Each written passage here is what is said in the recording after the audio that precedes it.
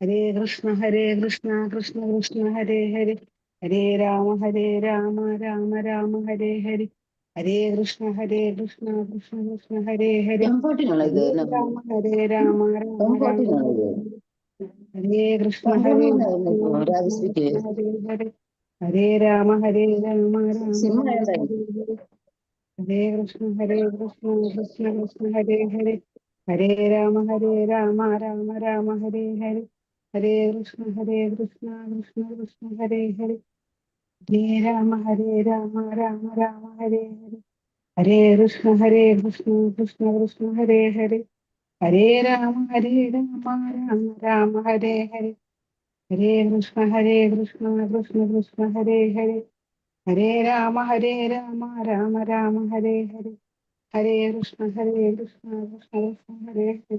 ഓം നമോ ഭഗവതേ വാസുദേവായ, നമോ ഭഗവതേ വാസുദേവായ. ഹരേ കൃഷ്ണ. ഓം നമോ ഭഗവതേ വാസുദേവായ. ഓം നമോ ഭഗവതേ വാസുദേവായ. ഓം നമോ ഭഗവതേ വാസുദേവായ. ഓം അജ്ഞാനതിമിരാന്തസ്യ ജ്ഞാനാഞ്ജനശലാകയാ ചക്ഷുരുന്മീലിതം യേന തസ്മൈ ശ്രീ ഗുരവേ നമഃ.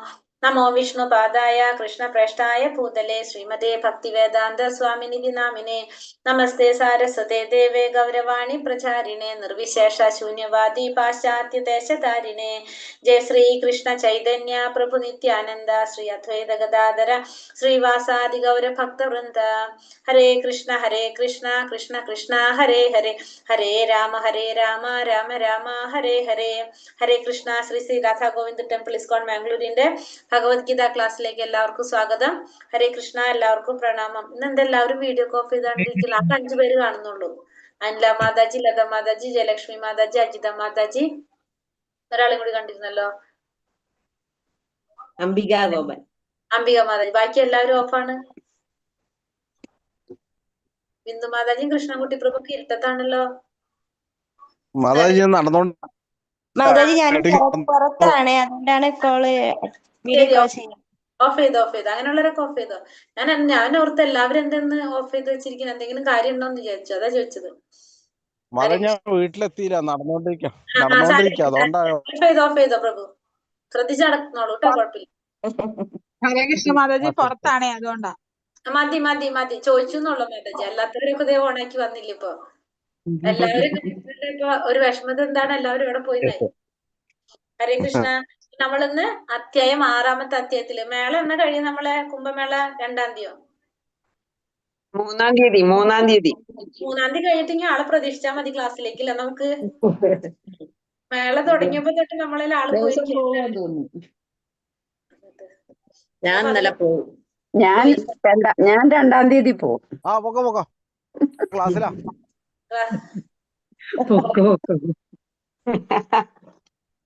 എല്ലാവരും അത് മേള കാരണം, കുംഭമേള ഭയങ്കര പണിയായി ഇപ്പൊ നമുക്ക്. അത് കാരണം എല്ലാവരും കുംഭമേളക്ക് പോവാ.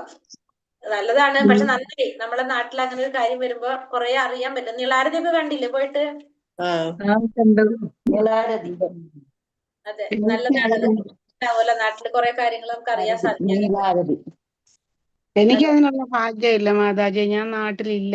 ഞാന് കാശിയിലെ ആരതി കണ്ടിട്ടുണ്ട്, പക്ഷെ നമ്മുടെ സ്വന്തം നാട്ടിൽ വന്നത് കാണാനുള്ള ഭാഗ്യം ദൈവം തന്നില്ല. കൂടെ വിഷമിക്കണ്ട, ഞാനും ഉണ്ട് കൂടെ. ഞാനും നാട്ടിലല്ല മാതാജി. ഞാനും പോയിട്ടില്ല. 2028 വരുന്നുണ്ട് അത്ര. ഇതിനേക്കാൾ മെഗാ ആണെന്നാ പറയണത്.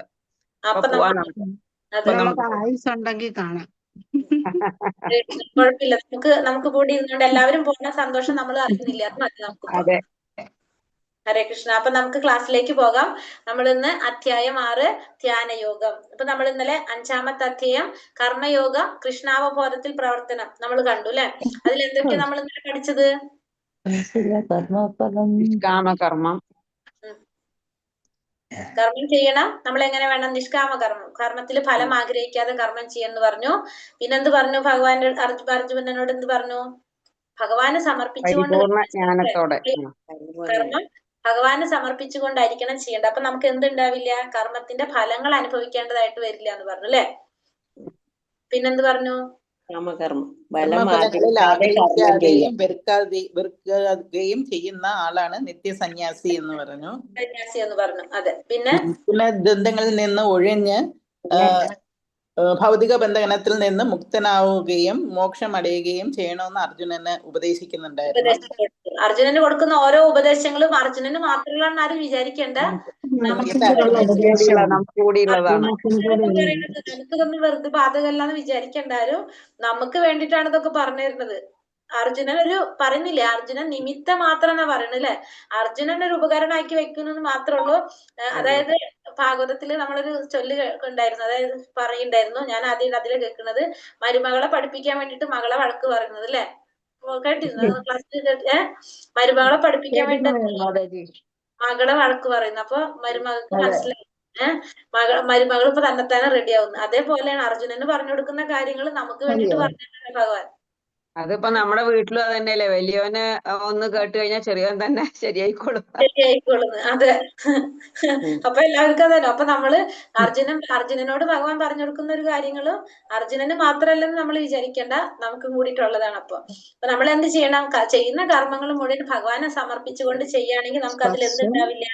ഫല അനുഭവിക്കേണ്ടതായിട്ട് വരില്ല. ഫല അനുഭവിക്കുന്നില്ലെങ്കിൽ ഗുണം എന്താണ്? നമുക്ക് വേണ്ടി ഭൗതിക ജന്മം എടുക്കേണ്ടതായിട്ട് വരുന്നില്ല. പിന്നെ നമുക്ക് ടെൻഷൻ ഉണ്ടാവില്ല. സാധാരണ അല്ലെ, നമ്മൾ ഒരു കർമ്മത്തിന്റെ ഫലം ആഗ്രഹിക്കുമ്പോഴാണ് നമുക്ക് എന്തുണ്ടാകുന്നത്? നമുക്ക് പ്രയാസങ്ങൾ വരുന്നത് അല്ലെ. ഇപ്പൊ നമ്മളെ വീട്ടില് നമ്മളെ മക്കളെ നമ്മൾ വളർത്തും, നമ്മൾ വിചാരിക്കും അവരിങ്ങനെ ചെയ്യണം, അവരങ്ങനെ ചെയ്യണം എന്നൊക്കെ നമ്മൾ വിചാരിക്കും. നമ്മൾ വിചാരിക്കുന്ന പോലെ അവർ ചെയ്യാതാവുമ്പോ നമുക്ക് വിഷമാവും. ഈശ്വരൻ, ഞാൻ ഇത്രയും വളർത്തിയിട്ട് അവര് എന്നോട് അങ്ങനെ പറഞ്ഞില്ലേ, എന്നോട് അങ്ങനെ ചെയ്തില്ല എന്ന് വിചാരിക്കും. പക്ഷെ നമ്മൾ എന്ത് വിചാരിക്കുക? നമുക്ക് വളർത്താൻ മാത്രം തന്നിരിക്കുന്നതാണ് ആര്? ഭഗവാൻ. ഇവരെ അവര് ഭഗവാന്റെ, നമ്മൾ ജീവാത്മാക്കൾ ഭഗവാന്റെ അംശമാണ്. അവർ ഈ ഭൂമിയിൽ വന്ന് ജന്മം എടുക്കാൻ ഒരു അച്ഛനമ്മയും വേണം. അതുകൊണ്ട് നമ്മൾ അവർ അച്ഛനമ്മയായിട്ട് ഭഗവാൻ തെരഞ്ഞെടുത്തു. നമ്മളെ ഉത്തരവാദിത്തം വെച്ചിട്ടുണ്ടെങ്കിൽ ഭഗവാനെ കുറിച്ച് പറഞ്ഞു കൊടുക്കുക, അവർക്ക് മനസ്സിലാക്കി കൊടുക്കുക, അവർക്ക് നല്ല വഴിയിലേക്ക് നയിക്കുക എന്നുള്ളതാണ്. അത്രേ നമുക്ക് അതിലുള്ളൂ. അതായത് നമ്മളെ ഡ്യൂട്ടി എന്താണോ അത് നമ്മൾ ചെയ്യുക. നമ്മൾ അതിന്റെ അപ്പുറം നമ്മൾ അത് ചിന്തിച്ചു കഴിഞ്ഞാൽ നമുക്ക് എന്താവും? നമുക്ക് ടെൻഷൻ ആവും. കാരണം ഇത്രയും ഞാൻ പറഞ്ഞിട്ട് അവർ കേട്ടില്ലല്ലോ, അല്ലെങ്കിൽ അവർ ഇത്രയും ഇങ്ങനെയല്ലായിരുന്നു, അവർ ഇങ്ങനെയൊക്കെ ചെയ്തില്ല, അങ്ങനെ നമുക്ക് തോന്നും. അത് നമ്മൾ ആഗ്രഹിക്കുന്നത് കൊണ്ടാണ് നമുക്ക് അങ്ങനെ തോന്നുന്നത്. നമ്മൾ അത് മനസ്സിലാക്കുക എപ്പോഴും. കാരണം അവരും എങ്ങനെയാണ്? ജീവാത്മാവാണ്. അവർക്ക് അവരുടേതായ ചിന്തകളുണ്ട്, കാര്യങ്ങളുണ്ട്. അപ്പൊ നമ്മളെല്ലാം നമ്മുടെ ഒരു ഡ്യൂട്ടിയാണ്. നമ്മളിപ്പോ അമ്മയാണ് അല്ലെങ്കിൽ അച്ഛനാണ്, അപ്പൊ നമുക്കൊരു ഉത്തരവാദിത്തം ഉണ്ട്.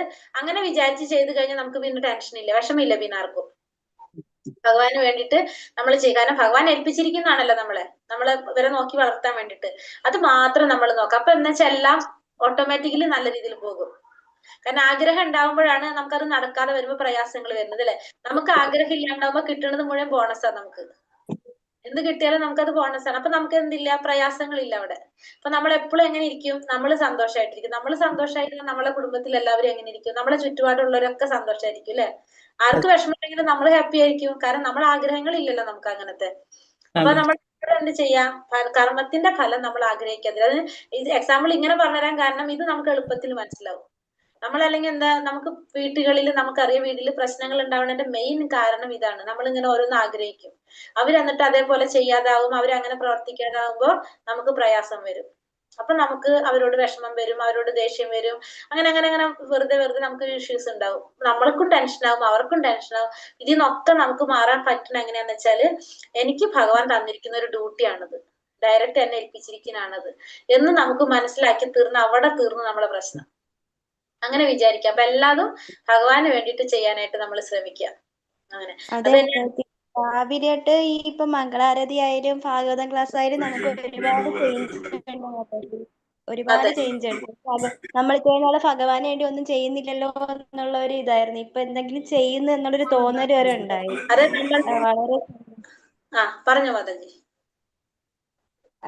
അത് 4 മണിയായിട്ട് ഇപ്പം മംഗളാരതി കയറുന്നു, ഭാഗവത ക്ലാസ് കേൾക്കുന്നു, മാല ജപം 7 റൗണ്ട് വരെ ചെയ്യുന്നു. ഇപ്പൊ എന്തൊക്കെയോ ജീവിതത്തിൽ ഇപ്പോഴാണ് എന്തെങ്കിലും ചെയ്യുന്നു എന്നുള്ളൊരു ബോധം വന്നത് തന്നെ. ഇത്രയും നാൾ നമ്മൾ ആർക്ക് എന്തൊക്കെ ചെയ്താലും നമുക്ക് അപ്പം കിട്ടുന്ന ഒരു സന്തോഷം ഉണ്ടായിരുന്നുള്ളൂ. പിന്നെ നമുക്ക് സന്തോഷം ഇല്ല. ഇപ്പൊ എന്തൊക്കെയോ ചെയ്യുന്നു എന്നുള്ളൊരു തോന്നലുണ്ട്, ഭഗവാനായിട്ട് അടുക്കുന്ന ഒരു ഫീലിംഗ് ഉണ്ട്, എല്ലാം കൊണ്ട് എന്തൊരു സന്തോഷം. പിന്നെ നമുക്ക് ഫുൾ ഡേ നമുക്ക് ആ ഒരു എനർജി നിൽക്കുന്നുണ്ടാവും ഭയങ്കര. അതെ അതെ. അല്ല, ഞാൻ അനുഭവം പറയാണ്, എനിക്കും തോന്നി. അപ്പൊ കേട്ടില്ലേ മാതാജി പറഞ്ഞത്? ഞാൻ കരുതിക്കൂട്ടി പറയിപ്പിച്ചതല്ല, കേട്ടല്ലോ നിങ്ങൾ എല്ലാവരും. അതിന് കാരണം മാതാജി തന്നെയാണ്. മാതാജി ഓരോ ക്ലാസ്സിലും റിപ്പീറ്റഡ് ആയിട്ട് നമ്മളെടുത്ത് നാമജപം ചെയ്യുന്നുണ്ടോ, ക്ലാസ്സിൽ ഭാഗവതം കേൾക്കണം എന്ന് പറയുന്നത്, രാവിലെയുള്ള ആരത്തി കാണണം എന്ന് പറയുന്നത്, ആക്ച്വലി മാതാജിയുടെ എനർജിയാണ് നമുക്ക് പാസ് ഔട്ട് ആയിട്ട് നമ്മൾ അതൊക്കെ ചെയ്യുന്നതെന്ന് തോന്നുന്നു. എനിക്ക് തരുന്ന എവിടെ നിന്നാന്നറിയാം എനർജി? അവിടെ ഒരു ഗുരു ഉണ്ട്, നമ്മൾ കാണാറില്ലേ, കാവ്യ ഡ്രസ് ഇട്ടിട്ട് ഒരു പ്രഭു ഇരുന്നിട്ട് നാമം ജപിക്കുന്നത്. അതെ, അതാണ് ഗുരു. ഞങ്ങളെ അവിടെ അമ്പലത്തിലെ മെയിൻ ആയിട്ടുള്ള പ്രഭു അതാണ്. IIT ഹോൾഡർ ആണ് അദ്ദേഹം. ഫുള്ള് വേണ്ടാന്ന് വെച്ചിട്ടാണ് അദ്ദേഹം എനിക്ക് 30 വർഷമായിട്ട് ഇത് മാത്രം ചെയ്തുകൊണ്ടിരിക്കുന്ന ഒരു പ്രഭുവാണ്. അതായത് നമ്മൾക്കൊരു പ്രഭുവിനൊരു ലക്ഷ്യമില്ലല്ലോ, എന്ത് മാത്രമേ ഉള്ളൂ, എല്ലാവരും ഇതിലേക്ക് കൊണ്ടുവരാന്നുള്ളൊരു ലക്ഷ്യം മാത്രം. നമ്മൾ ആലോചിക്കുക, IIT ഹോൾഡർ ആണെങ്കിൽ IITയിൽ ഇത്രയും ഇതിൽ പഠിച്ച് നല്ല ജോലിയും. അതെ, അതൊക്കെ മാതാജി ഒരു ദൈവ നിയോഗാണ്. ഓരോരുത്തരെ അതിന് നിയോഗിച്ചങ്ങോട്ട് വിട്ടണ പോലെയാണ് അത്. ഭഗവാന്റെ നിയോഗം പൂർവ്വ പുണ്യമാ.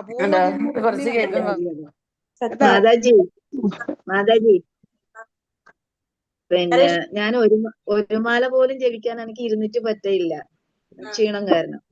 ഇപ്പൊ ഞാൻ ഏകാദശി ആയെന്ന് 5 മാല ഇരുന്ന് ജപിച്ചു. ഹരേ കൃഷ്ണ മാതാജി, അരിപോൽ. അതാണ്. അപ്പൊ നമ്മള് ആ എനർജിയാണ് എനിക്ക് തരുന്നത് ആ പ്രഭു. അപ്പൊ അതാണ് ഞാൻ നിങ്ങൾക്ക് പാസ് ചെയ്യുന്നത്. അപ്പൊ ശരിക്കും ഇതെന്താണ്, ഭഗവാന്റെ കാരുണ്യാണത്. കാരണം ആ സന്യാസിമാരെന്ന് വെച്ചിട്ടുണ്ടെങ്കിൽ അവർക്ക് വേറെ ഒന്നും ചിന്തില്ല. അവരൊരു കാര്യം പറയുമ്പോ അവർക്ക് ഭഗവാൻ കൊടുക്കുന്നതാണ് അല്ലെ ഡയറക്റ്റ് അവരിലേക്ക്. അത് നമുക്ക് കുറച്ചിങ്ങനെ കുറേശ്ശെ നമുക്ക് തരുന്നത്, നമ്മളത് എല്ലാവർക്കും കൊടുത്തിട്ട്.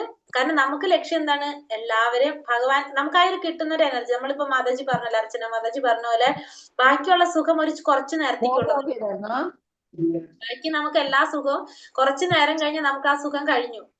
പക്ഷെ ഇതെന്ന് വെച്ചിട്ടുണ്ടെങ്കിൽ നമ്മൾ ഉള്ളിൽ അത് ശരിക്കും തിങ്ങാന്നറിയില്ല. നമുക്ക് അത്രയും അനുഭവിക്കുന്നുണ്ട് ആ സുഖം. നമ്മള് രാവിലെ മംഗളാരതി അറ്റൻഡ് ചെയ്ത് നമ്മൾ ആ ജപവും കഴിഞ്ഞു, നമ്മളെ ഭാഗവതം ക്ലാസ്സും കഴിഞ്ഞ് വരുമ്പോ നമുക്ക് തന്നെ തോന്നാണ്. കാരണം നമ്മളൊരു ത്യാഗമാണ് അവിടെ ചെയ്യുന്നത് ഇൻഡയറക്ട്ലി. കാരണം നമ്മൾ ഉറങ്ങേണ്ട സമയമാണ് നമ്മൾ ഭഗവാന് വേണ്ടി കൊടുക്കുന്നത്. ത്യാഗം എന്ന് പറഞ്ഞാല് നമ്മൾ മാറ്റി വെക്കുന്ന നമ്മളെ വേസ്റ്റ് ടൈം അല്ല നമ്മൾ ചെലവാക്കണേ.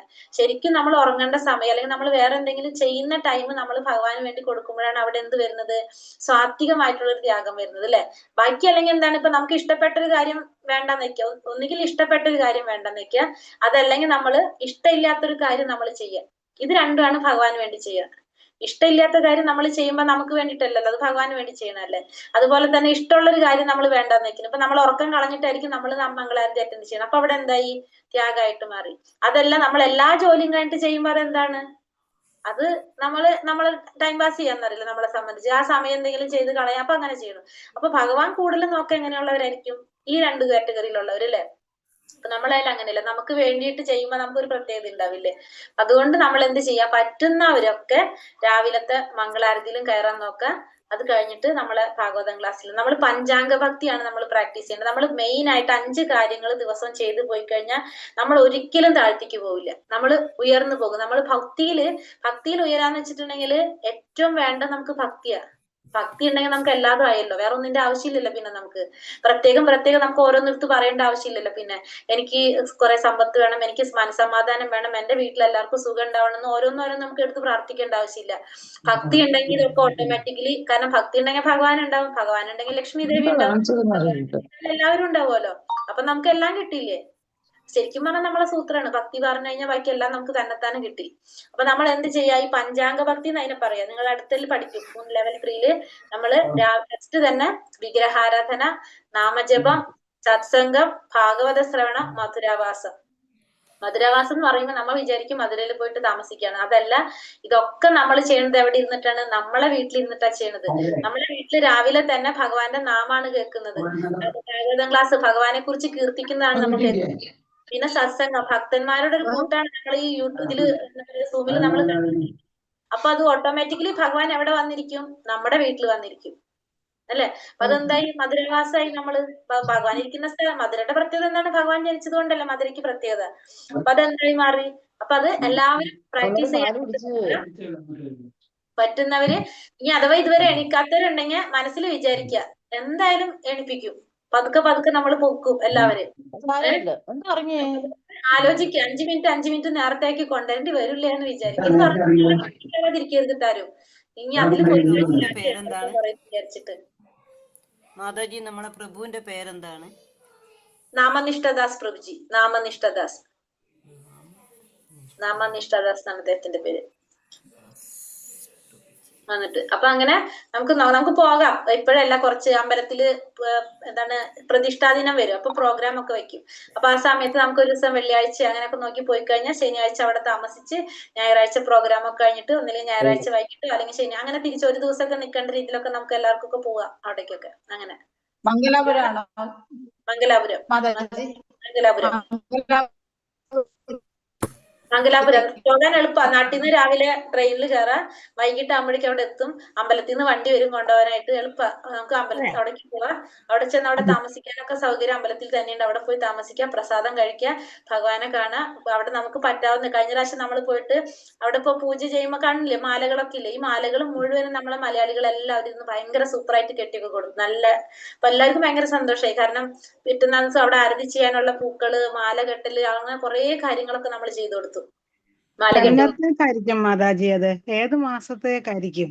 ഓഗസ്റ്റിലൊക്കെ വരാറ് സാധാരണ പൂക്കൾ. അങ്ങനെ നേരത്തെ അറിയിക്കുവോ മാതാജി? കാര്യം ടിക്കറ്റ് ഒക്കെ എടുക്കണ്ടേ, അതുകൊണ്ടാ. നേരത്തെ അറിയിക്കുവോ മാതാജി? നമുക്ക് ബുദ്ധിമുട്ടുണ്ടാവില്ല. ഒരു ട്രെയിനിൽ നമ്മൾ എല്ലാവരും അത് പറഞ്ഞു കഴിഞ്ഞാൽ. അതല്ല മാതാജി, എനിക്ക് ഇവിടുന്ന് വരണ്ടേ, ഞാൻ ബോംബെയിലാ. എനിക്ക് ഇവിടുന്ന് നാട്ടിൽ വന്നിട്ടല്ല വരാൻ പറ്റത്തുള്ളൂ, അതുകൊണ്ടാ പറഞ്ഞത്. അല്ല, ബോംബെന്ന് വരുന്നവരുണ്ടാവും മാതാജി. ആ സമയത്ത് അവിടെ നിന്ന് കണക്ട് ചെയ്യാൻ പറ്റും. ബോംബെന്ന് വരുന്നവര് നമ്മളെ മലയാളി. മാതാജി എവിടുന്നാ? ഞാനിപ്പോ റിസൾട്ട് സമയത്ത് എവിടെയാന്ന് എനിക്കും അറിയില്ല മാതാജി. നിങ്ങളൊക്കെ എവിടെയാ? എല്ലാരും ബോംബെ. ഞാൻ കേട്ടില്ല മാതാജി. ലത മാതാജി പറഞ്ഞ കേട്ടില്ല. മാതാജി ഇപ്പോൾ എവിടെയാണ്? ഞാനിപ്പോ ഒറീസല്ല മാതാജി. ശരി. നാട്ടിലല്ല, ഒറീസല്ല. ആ സമയത്ത് എവിടെയാന്ന് എനിക്കും അറിയില്ല, എന്നതാണ് ഞാൻ പറഞ്ഞത്.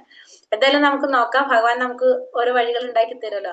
നമുക്ക് നല്ല, കഴിഞ്ഞ പ്രാവശ്യം പോയി കുറെ പേര് പോയിണ്ടായിരുന്നു. നമ്മള് ഭയങ്കര, എല്ലാവർക്കും ഭയങ്കര ഇഷ്ടമായി. എല്ലാവരും കൂടി ഒരുമിച്ച് നല്ല രസമായിരുന്നു സത്യം ശരിക്കും. ഒറീസയിൽ ഫാമിലി ആയിട്ട് അതോ ഇങ്ങനെ ഭക്തിയിടത്തിലാണോ? അല്ലല്ല, ഫാമിലിയാണ് ഇവിടെ. മോളിവിടെ പഠിച്ചുകൊണ്ടിരിക്കുകയാണ്, അപ്പൊ അതുകൊണ്ട് ഇവിടെ വന്നിക്കണോ ലീവ് എടുത്തു. മാതാജിക്ക് മായാപൂരെല്ലാം പോകാൻ ഞാൻ ഇസ്കോണിന്റെ കൂടെ തന്നെ പുരിക്ക് വന്നിട്ടുണ്ട്. ഇസ്കോണിന്റെ കൂടെ വന്നെ. അതെ, ഇനി വരുമ്പോ ഞാനിവിടെ ഉണ്ട്. എന്തായാലും വരാൻ പറ്റണമെങ്കിൽ കാണാമല്ലോ നമുക്കൊക്കെ.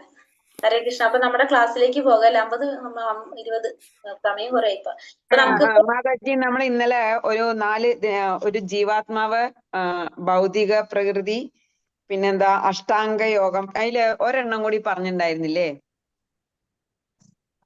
മൂന്നാമത്തെ ഒന്ന്. ജീവാത്മാവ്, ഭൗതിക പ്രകൃതി, പരമാത്മാവ്, 3 എണ്ണം. കർത്താവ്, 3 കർത്താവ്. 3 കർത്താവ് എന്ന് പറയുന്നത് ജീവാത്മാവും പരമാത്മാവും ഭൗതിക പ്രകൃതി. അതായിരിക്കും പറയുന്നത്. അഷ്ടാംഗയോഗം അല്ല കേട്ടോ, അഷ്ടാംഗയോഗം അല്ലത്. ഓക്കെ അല്ല അല്ലെ. അപ്പൊ ഞാൻ അത് മാറ്റി. എനിക്കൊരു ഡൗട്ട് തോന്നിയിട്ടാണ് ഇപ്പൊ വീണ്ടും ചോദിച്ചത്. അത് ചോദിച്ചത് നന്നായി. അല്ലെങ്കിൽ അത് അങ്ങനെ എഴുതി വെച്ച് പോയി കഴിഞ്ഞാൽ പിന്നെ നമുക്ക് സംശയമായിരുന്നു. അപ്പൊ നമുക്ക് ഇന്നിപ്പോ 5-ാമത്തെ കഴിഞ്ഞു, 6-ാമത്തെ അധ്യായത്തിലേക്ക് കടക്കാം. 6-ാമത്തെ അധ്യായം ധ്യാനയോഗം. ധ്യാനയോഗത്തില് നമ്മള് കഴിഞ്ഞ അധ്യായത്തില് ലാസ്റ്റ് അഷ്ടാംഗ യോഗയെ കുറിച്ച് പറഞ്ഞിട്ടുണ്ടായിരുന്നു അല്ലെ? ഈ അധ്യായത്തിൽ അഷ്ടാംഗ യോഗയെ കുറിച്ചാണ് ഇവിടെ പറയുന്നത്. പക്ഷെ ഭഗവാൻ പറയുന്നുണ്ട് അത് കലിയുഗത്തിൽ എന്താണ് ചെയ്യാൻ ബുദ്ധിമുട്ടുള്ളൊരു കാര്യമാണെന്ന് പറയുന്നുണ്ട്.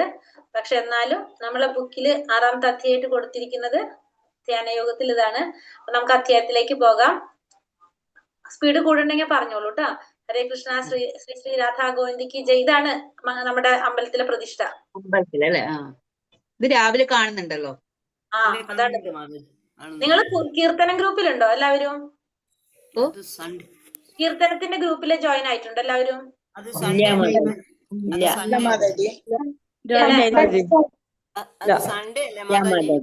അല്ല, നമുക്ക് കീർത്തനം പഠിപ്പിക്കുന്ന ഒരു ഗ്രൂപ്പ് ഉണ്ട്. ഈ പാട്ടുകളൊക്കെ നമുക്ക് അവിടെ കീർത്തനം ഗ്രൂപ്പിൽ പഠിപ്പിക്കുന്നതാ. നിങ്ങൾ ജോയിൻ ആയിട്ടില്ലല്ലോ അതിലാരും? അപ്പൊ ഞാൻ അതിന്റെ ലിങ്ക് ഒന്ന് ഇട്ടാട്ടെ. രാവിലെ 10 മണിക്കാണ്. 10 മണി തൊട്ട് 10:30 വരെയാണ് കീർത്തനം ഗ്രൂപ്പ്. അപ്പൊ അതില് തിങ്കളാഴ്ച തൊട്ട് വെള്ളിയാഴ്ച വരെ ലിങ്ക് ഇട്ടരാം. ജോയിൻ ചെയ്തില്ല. പഠിക്കാം നമുക്ക് ഈ കീർത്തനങ്ങളൊക്കെ പഠിക്കാം നമുക്ക്. മാതാജി, എന്നെ ഇതിൽ ആഡ് ആക്കിയിട്ടില്ല കേട്ടോ. ആ ക്വസ്റ്റ്യൻ ഇതൊന്നും വരുന്നില്ല. 5-ാമത്തെ അധ്യായത്തിന്റെയും ഇന്നത്തെ ഒന്നും വന്നിട്ടില്ല. മാതാജി, ആ ഗ്രൂപ്പിൽ ലിങ്ക് വന്നിട്ടുണ്ടാവും. മാതാജി അതിന് ജോയിൻ ചെയ്യാനുണ്ടാവുമല്ലോ. അപ്പൊ വാട്സ്ആപ്പ് ഗ്രൂപ്പിന്റെ ലിങ്ക്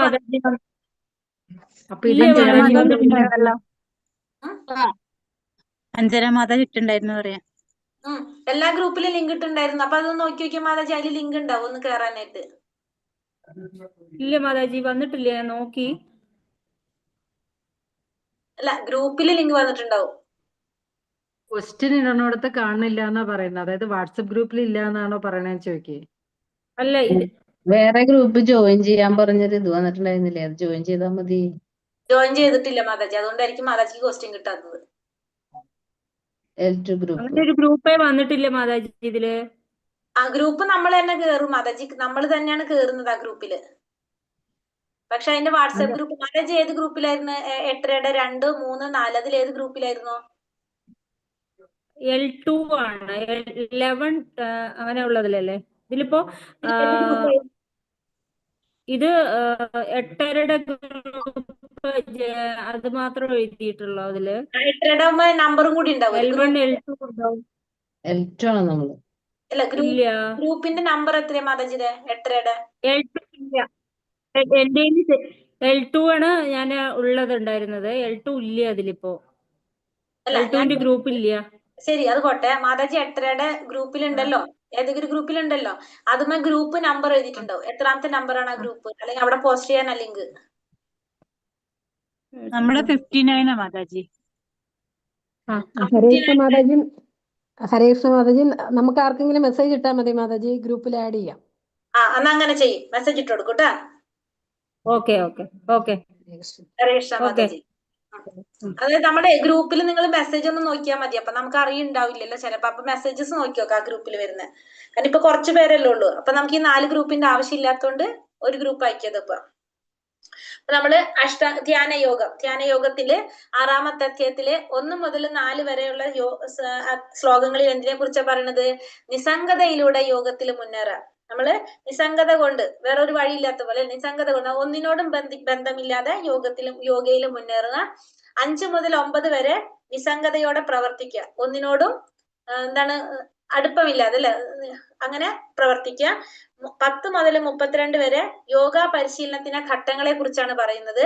33 മുതൽ 36 വരെ മനസ്സിനെ നിയന്ത്രിക്കേണ്ടതിന്റെ ആവശ്യകതയെ കുറിച്ച് പറയുന്നു. 37 മുതൽ 45 വരെ വിജയിക്കാത്ത യോഗിയുടെ ലക്ഷ്യസ്ഥാനം എന്താണെന്ന് പറയുന്നു. 46, 47 ശ്ലോകത്തില് ഏറ്റവും ഉത്തമനായ യോഗിയെ കുറിച്ച് പറയുന്നു. അങ്ങനെയാണ് ഈ 6ാമത്തെ അധ്യായം 6 ഭാഗങ്ങളായിട്ട് തിരിച്ചിരിക്കുന്നത്. ഇപ്പൊ 1ാമത്തെ ഭാഗം നിസ്സംഗതയിലൂടെ യോഗയില് മുന്നേറാം. ശ്രീ ഭഗവാനുവാച അനാശ്രിത കർമ്മ ഫലം കാര്യം കർമ്മ കരോതി യഃ സ സന്യാസീ ച യോഗീ ച നാനിരഗ്നിർന ചാക്രിയഃ. ഭഗവാൻ പറഞ്ഞു. എന്താ ശ്രീ ഭഗവാൻ പറയുന്നത്? കർമ്മത്തിന്റെ ഫലത്തിൽ ആസക്തിയില്ലാതെ ധാർമ്മിക ബാധ്യത എന്ന നിലയിൽ കർമ്മം ചെയ്യുന്ന ആളാണ് സന്യാസി. അയാളാണ് യഥാർത്ഥ യോഗി. അല്ലാതെ അഗ്നിഹോത്രം ഉപേക്ഷിച്ചവനോ കടമ നിർവഹിക്കാത്തവനോ അല്ല. അപ്പൊ ഭഗവാൻ പറയാണ്, കർമ്മത്തിന്റെ ഫലത്തിൽ ആസക്തിയില്ലാതെ ധാർമ്മികമായ ഒരു ബാധ്യത എന്ന നിലയിൽ കർമ്മം ചെയ്യുന്ന വ്യക്തിയെ നമുക്ക് എന്ത് പറയാം? സന്യാസി എന്ന് പറയാം. അയാളെ നമുക്ക് എന്തെന്ന് പറയാം? യോഗിയും അയാൾ തന്നെയാണ് യഥാർത്ഥത്തിലുള്ള. അല്ലാതെ അഗ്നിഹോത്രം ഉപേക്ഷിച്ചവനോ കടമ നിർവഹിക്കാത്തവനോ ആരല്ല? സന്യാസിയുമല്ല, യോഗിയുമല്ല. ഇവിടെ സന്യാസി എന്ന് പറയുന്നത് എങ്ങനെയായിരിക്കണം? കർമ്മത്തിന്റെ ഫലത്തിൽ ആസക്തി ഉണ്ടാകുന്നില്ല, ധാർമ്മികമായ ഒരു ബാധ്യത, തന്റെ ബാധ്യതയാണെന്ന് വിചാരിച്ചുകൊണ്ട്, തന്റെ കടമയാണെന്ന് വിചാരിച്ച് കർമ്മം ചെയ്യുന്ന വ്യക്തിയാണ് സന്യാസി. അല്ലാതെ അഗ്നിഹോത്രം ഉപേക്ഷിച്ചവൻ, ഒരു സന്യാസി പാലിക്കേണ്ടതായിട്ടുള്ള ഡെയിലി ചെയ്യുന്ന ദിനചര്യകൾ കുറെ ഉണ്ടാവും അല്ലെ, അഗ്നിഹോത്രം എന്ന് പറഞ്ഞാൽ അങ്ങനത്തെ പ്രവർത്തികൾ. അപ്പൊ അതൊക്കെ ഉപേക്ഷിച്ചവനോ അല്ലെങ്കിൽ നമ്മളെ കടമകൾ നിർവഹിക്കാത്തവനോ ആരല്ല? യോഗിയോ സന്യാസിയോ ആകുന്നില്ല. അഷ്ടാംഗചര്യ, അഷ്ടയോഗചര്യ ഈ അധ്യായത്തിൽ അഷ്ടാംഗ യോഗചര്യ ഈ അധ്യായത്തിൽ പ്രതിപാദിക്കുന്നുണ്ടെങ്കിലും കർമ്മയോഗം, കൃഷ്ണാവബോധത്തോടെ ചെയ്യുന്ന കർമ്മം താരതമ്യേന വിശിഷ്ടമെന്നും ഭഗവാൻ ഉദ്ബോധിപ്പിക്കുന്നു. അപ്പൊ ഇവിടെ അഷ്ടാംഗ യോഗയെ കുറിച്ചാണ് ഇവിടെ പറയുന്നതെങ്കിലും കർമ്മയോഗം, കൃഷ്ണാവബോധത്തോടെ ചെയ്യുന്ന കർമ്മമാണ് വിശിഷ്ടമായതെന്നൂടെ ഭഗവാൻ പറയാണ്. ചിലപ്പോൾ സന്യാസികൾ ഭൗതിക കർത്തവ്യങ്ങളിൽ നിന്ന് വിമുക്തരാണെന്ന തെറ്റിദ്ധാരണ മൂലം അഗ്നിഹോത്രാദി കർമ്മങ്ങളിൽ നിന്ന് ഒഴിഞ്ഞു നിൽക്കാറുണ്ട്. വാസ്തവത്തിൽ അവ്യക്തിഗത ബ്രഹ്മത്തോടുള്ള ലയനത്തെ ലക്ഷ്യമാക്കുന്നത് കൊണ്ട് അവർ സ്വാർത്ഥ തൽപരരാണ്. അപ്പൊ ചിലപ്പോഴ് ഈ സന്യാസികൾ എന്ത് ചെയ്യാണ്? ഭൗതികമായ കർത്തവ്യങ്ങളിൽ നിന്ന് വിമുക്തരാണെന്ന തെറ്റിദ്ധാരണ മൂലം അഗ്നിഹോത്രാദികളിൽ നിന്ന് ഒഴിഞ്ഞു നിൽക്കാറുണ്ട്. അപ്പൊ ഈ സന്യാസികൾ അവർ ചെയ്യേണ്ടതായിട്ടുള്ള കർമ്മങ്ങൾ, അഗ്നിഹോത്രാദി കർമ്മങ്ങളിൽ നിന്നെല്ലാം ഒഴിഞ്ഞു നിൽക്കും. അവരുടെ ധാരണ എന്താണ്? ഭൗതികമായ കർമ്മങ്ങളിൽ നിന്നോ വിമുക്തരാണെന്നുള്ള തെറ്റിദ്ധാരണ കൊണ്ട് അവര് ഈ അഗ്നിഹോത്രാദി കർമ്മങ്ങളിൽ നിന്നെല്ലാം സന്യാസികൾ ഒഴിഞ്ഞു നിൽക്കും. അവര് പിന്നെന്താണ്? വാസ്തവത്തിൽ അവ്യക്തിഗത ബ്രഹ്മത്തോടുള്ള ലയനത്തെ ലക്ഷ്യമാക്കിക്കൊണ്ട് അവർ സ്വാർത്ഥ തൽപരരാണ്. അപ്പൊ അവര് എന്താണ് ചെയ്യുന്നത്? അവ്യക്തിഗത ബ്രഹ്മം, ഭഗവാന്റെ ആ ബ്രഹ്മ ജ്യോതിസിൽ ലയിക്കുക, അതിനെ ലക്ഷ്യമാക്കിക്കൊണ്ട് പ്രവർത്തിക്കുന്നതുകൊണ്ട് അവരെങ്ങനെയാണ്? സ്വാർത്ഥ തൽപരരായിരിക്കും അവര്. സന്യാസാമിതി പ്രാഹുർയോഗം തം വിദ്ധി പാണ്ഡവ നഹ്യ സന്യസ്ത സങ്കൽപ്പോ യോഗി ഭവതി കശ്ചന. പരിത്യാഗം എന്ന് പറയുന്നത് യോഗം തന്നെയാണെന്ന് നീ അറിയണം. യോഗം എന്നാൽ പരമപുരുഷനുമായി ബന്ധം സ്ഥാപിക്കുക എന്നതാണ്. പാണ്ഡുപുത്ര, ഇന്ദ്രിയ സുഖങ്ങളിലുള്ള തൃഷ്ണ ഉപേക്ഷിക്കാതെ ആർക്കും ഒരിക്കലും യോഗിയാവാൻ കഴിയില്ല. അപ്പൊ ഇവിടെ പരിത്യാഗം എന്ന് പറഞ്ഞ എന്താണ്? യോഗം തന്നെയാണ്. അത് നീ മനസ്സിലാക്കണം. യോഗം എന്ന് പറഞ്ഞാൽ എന്താണ്? പരമപുരുഷനുമായിട്ട് ബന്ധം സ്ഥാപിക്കുന്നതിനെയാണ് നമ്മൾ എന്ത് പറയുന്നത്? യോഗം എന്ന് പറഞ്ഞാല്. അപ്പൊ ഇന്ദ്രിയ സുഖങ്ങളിലുള്ള തൃഷ്ണ, ഇന്ദ്രിയ സുഖങ്ങളിലുള്ള നമ്മുടെ ആഗ്രഹങ്ങൾ ഉപേക്ഷിക്കാതെ നമുക്ക് ഒരിക്കലും ആരാകാൻ സാധിക്കില്ല? യോഗിയാവാൻ സാധിക്കില്ല. അപ്പൊ യോഗം എന്ന് പറഞ്ഞാൽ ഭഗവാനുമായിട്ട് ബന്ധം സ്ഥാപിക്കുക. ഇന്ദ്രിയ സുഖങ്ങളിലുള്ള ആഗ്രഹങ്ങൾ, തൃഷ്ണ ഉപേക്ഷിക്കാതെ നമുക്കൊരിക്കലും യോഗിയാവാനായിട്ട് സാധിക്കില്ല. ഇനി ഭക്തിയോഗവും അഷ്ടാംഗ യോഗയെ കുറിച്ച് പറയാണ്. ഭക്തിയോഗം എന്ന് പറഞ്ഞാല് ഭഗവാനോട് ആസക്തിയോട് കൂടി പ്രവർത്തിക്കാനും അങ്ങനെ മനസ്സിനെയും ഇന്ദ്രിയങ്ങളെയും നിയന്ത്രിക്കാൻ സാധിക്കുക. അതായത് നമ്മൾ എന്ത് ചെയ്യാണ്? നമ്മൾ ഭഗവാനോട് ആസക്തിയോട് കൂടി പ്രവർത്തിച്ചുകൊണ്ട് നമ്മുടെ ഇന്ദ്രിയങ്ങളും മനസ്സും എല്ലാം, അതായത് ഭക്തിയോടെ ഭഗവാന് സേവനം ചെയ്യാനായിട്ട് നമ്മുടെ എല്ലാ ഇന്ദ്രിയങ്ങളും ഉപയോഗിക്കുക. അതാണ് എന്തിൽ ചെയ്യുന്നത്? ഭക്തിയോഗത്തിൽ ചെയ്യുന്നത്. നമ്മുടെ എല്ലാ ഇന്ദ്രിയങ്ങളും ഭഗവാന് വേണ്ടിയിട്ട് സേവനത്തിന് ഉപയോഗിച്ചുകൊണ്ടിരിക്കുക. അതാണ് നമ്മൾ ഭക്തിയോഗത്തിൽ ചെയ്യുന്നത്. അഷ്ടാംഗ യോഗയിൽ എന്താ പറയണത്? കർമ്മങ്ങളുടെ ഫലങ്ങളോടുള്ള ആസക്തി ഉപേക്ഷിക്കാൻ വേണ്ടിയിട്ട് ഇന്ദ്രിയങ്ങളെ നിയന്ത്രിക്കുന്നു, മനസ്സിനുള്ളിൽ കേന്ദ്രീകരിച്ചിരിക്കുന്നു. അപ്പൊ ഇവിടെ നമ്മൾ എന്താണ്? കർമ്മങ്ങളെല്ലാം ഭഗവാന്റെ സേവനത്തിനായിട്ട് ഉപയോഗിക്കുന്നു. ഭക്തിയോഗത്തിൽ നമ്മുടെ എല്ലാ ഇന്ദ്രിയങ്ങളും ഭഗവത് സേവനത്തിനായിട്ട് ഉപയോഗിക്കും. അഷ്ടാംഗ യോഗയില് കർമ്മങ്ങളുടെ ഫലങ്ങളോടുള്ള ആസക്തി ഉപേക്ഷിക്കാൻ വേണ്ടിയിട്ട് ഇന്ദ്രിയങ്ങളെ നിയന്ത്രിക്കാൻ ശ്രമിക്കും. അപ്പൊ നമുക്ക് ഏറ്റവും ഫലവത്തായിട്ട് ചെയ്യാൻ സാധിക്കുന്നത് എന്തായിരിക്കും? ഇതിലേതായിരിക്കും? ഭക്തിയോഗം. നമ്മള് കുട്ടികൾക്ക് ഭക്ഷണം കഴിക്കാൻ താല്പര്യമില്ലാത്ത കുട്ടികൾക്ക് എന്ത് ചെയ്യും? മൊബൈൽ ഫോൺ കൈ കൊടുത്തിട്ട് ഭക്ഷണം കൊടുക്കും. അവരൊന്നും അറിയാണ്ട് ആ ഭക്ഷണം ഇരുന്ന് കഴിക്കും.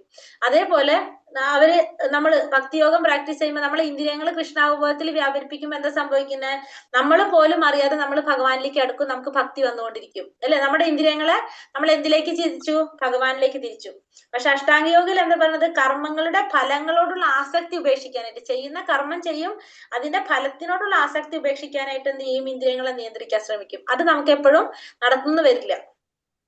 അതാണ് രണ്ടും തമ്മിലുള്ള ഒരു വ്യത്യാസം പറയുന്നത്. ആരു രുക്ഷോർമുനേർ യോഗം കർമ്മ കാരണമുച്യത്തെ യോഗാരൂഢസ്യ തസ്സൈവ ശമ കാരണമുച്യത്തെ. അഷ്ടാംഗ യോഗ പദ്ധതിയിൽ പ്രാരംഭകനായ സാധകന് കർമ്മം അത്രേ മാർഗം. യോഗാസിദ്ധിയിൽ ഉയർന്നവനാകട്ടെ എല്ലാ ഭൗതിക പ്രവർത്തനങ്ങളുടെയും നിരോധനമാണ് ഉപായം. അപ്പൊ അഷ്ടാംഗ യോഗ പദ്ധതിയിൽ പ്രാരംഭകനായിട്ടുള്ള ഒരു സാധകനെ സംബന്ധിച്ച് അവിടെ എന്താണ് അവരുടെ മാർഗം എന്ന് പറയുന്നത്? കർമ്മമാണ്. അഷ്ടാംഗ യോഗ പ്രാരംഭകനായിട്ടുള്ള ഒരു സാധകൻ ചെയ്യുന്നത് എന്താണ്? കർമ്മം. പക്ഷെ യോഗാസ്ഥിതിയിൽ ഉയർന്നു കഴിഞ്ഞാലോ എല്ലാ ഭൗതിക പ്രവർത്തനങ്ങളുടെയും നിരോധനം. ആദ്യം അപ്പൊ കർമ്മം ചെയ്യും, എന്നിട്ട് അതിന്റെ ഫലമാണ് നമ്മൾ എന്ത് പറഞ്ഞത്? ഫലം ആഗ്രഹിക്കുന്നത് നോക്കുന്നില്ല, ഇന്ദ്രിയങ്ങളെ നിയന്ത്രിക്കുന്നത്. പക്ഷെ അത് കഴിഞ്ഞിട്ട് ഉയർന്നു വന്നു കഴിഞ്ഞാൽ യോഗാസിദ്ധിയില് ഭൗതിക പ്രവർത്തനങ്ങളുടെ നിരോധനമാണ് പിന്നെന്ത് ഉപായമായിട്ട് പറഞ്ഞ എല്ലാ ഭൗതിക പ്രവർത്തനങ്ങളും നിരോധിക്കുക. അതാണ് അവിടെ ഉപായമായിട്ട് പറയുന്നത്. ഇപ്പൊ തുടക്കത്തില് കർമ്മമായിരിക്കും, പിന്നെ എന്താണ് നിരോധനമായിട്ട് വരാണ്. ഇവിടെ അതിന്റെ ആത്മീയ വികസനത്തിന്റെ ഗോവണി ഇതാണ് പറഞ്ഞത്. ആദ്യം നമ്മൾ എന്താ പറയുന്നത്? കർമ്മകാന്ഡം. അതായത് നമ്മളിപ്പോ വർണ്ണാശ്രമ വ്യവസ്ഥകൾ പാലിക്കുമ്പോൾ നമ്മൾ എങ്ങനെയാണ്? നമ്മളെ ശാസ്ത്രങ്ങളിൽ പറഞ്ഞിരിക്കുന്ന പ്രകാരം നമ്മൾ എന്ത് ചെയ്തുകൊണ്ടിരിക്കും? കർമ്മം ചെയ്തുകൊണ്ടിരിക്കും. കർമ്മകാന്ഡത്തിൽ നമ്മൾ വേദശാസ്ത്രങ്ങളിൽ പറഞ്ഞിരിക്കുന്ന പ്രകാരം നമ്മൾ കർമ്മം ചെയ്തുകൊണ്ടിരിക്കും. അതിന്റെ ഫലവും നമ്മൾ ആഗ്രഹിച്ചു കൊണ്ടിരിക്കും. നമ്മൾ ഇന്ദ്രിയ സംതൃപ്തിക്ക് വേണ്ടിയിട്ട് നമ്മൾ കർമ്മം ചെയ്യും. അതാണ് കർമ്മകാന്ഡത്തിൽ പറയുന്നത്. അത് കഴിഞ്ഞിട്ട് അടുത്തത് എന്താണ്? കർമ്മയോഗം. കർമ്മയോഗത്തിൽ വരുമ്പോ എന്താണ്? കർമ്മത്തിന്റെ ഫലങ്ങൾ ഉപേക്ഷിക്കും. കർമ്മത്തിന്റെ ഫലങ്ങൾ ഉപേക്ഷിക്കും. അതായത് നിഷ്കാമ കർമ്മം ചെയ്യുക, ഫലം ആഗ്രഹിക്കാതെ കർമ്മം ചെയ്യുന്നത്. അതാണ് രണ്ടാമത്തിൽ വരും. അപ്പൊ കർമ്മയോഗം. മൂന്നാമത്തേക്ക് ജ്ഞാനയോഗത്തിലേക്ക് കടക്കുമ്പോ എന്താണ്? കർമ്മത്തിന്റെ ഫലം നമ്മള് ഉപേക്ഷിക്കുന്നു. അതായത് നിഷ്കാമ കർമ്മം ചെയ്യുന്നു, ഫലം ആഗ്രഹിക്കാതെ കർമ്മം ചെയ്യും. പിന്നെ അടുത്തത് എന്തും കൂടി വന്നവിടെ ജ്ഞാനം, ബ്രാഹ്മണനെ കുറിച്ചുള്ള ഊഹക്കച്ചവട പരിജ്ഞാനം, അതായത് ജ്ഞാനം നേടി, ജ്ഞാനം വന്നു, തപസ്സും വന്നു. അപ്പൊ മൂന്നാമത്തെ എന്ത് വന്നു? ജ്ഞാനയോഗം വന്നു. അത് കഴിഞ്ഞിട്ട് നാലാമത്തെ അഷ്ടാംഗ യോഗം. അപ്പൊ നമ്മള് കർമ്മത്തിന്റെ ഫലം ത്യജിച്ചു, ജ്ഞാനം നേടി, പിന്നെ അഷ്ടാംഗ യോഗയിലൂടെ മനസ്സിനെയും ഇന്ദ്രിയങ്ങളെയും നിയന്ത്രിക്കാനായിട്ട് ശ്രമിച്ചു. ഹൃദയത്തില് നമ്മൾ എന്ത് ചെയ്യും? നമ്മുടെ ഉള്ളിലിരിക്കുന്ന പരമാത്മാവിനെ ധ്യാനിക്കാനായിട്ട് ശ്രമിക്കുക. അതാണ് അഷ്ടാംഗ യോഗം. ലാസ്റ്റ് ഭക്തിയോഗം. ഭക്തിയോഗം എന്താണ്? പ്രേമപൂർവ്വം ഭഗവാൻ കൃഷ്ണൻ ദിവ്യ സേവനത്തിൽ ഏർപ്പെട്ടുകൊണ്ടിരിക്കുന്നത്, ഭഗവാന്റെ സേവനത്തിൽ ഏർപ്പെട്ടുകൊണ്ടിരിക്കുന്നതാണ് എന്ത്? ഭക്തിയോഗം.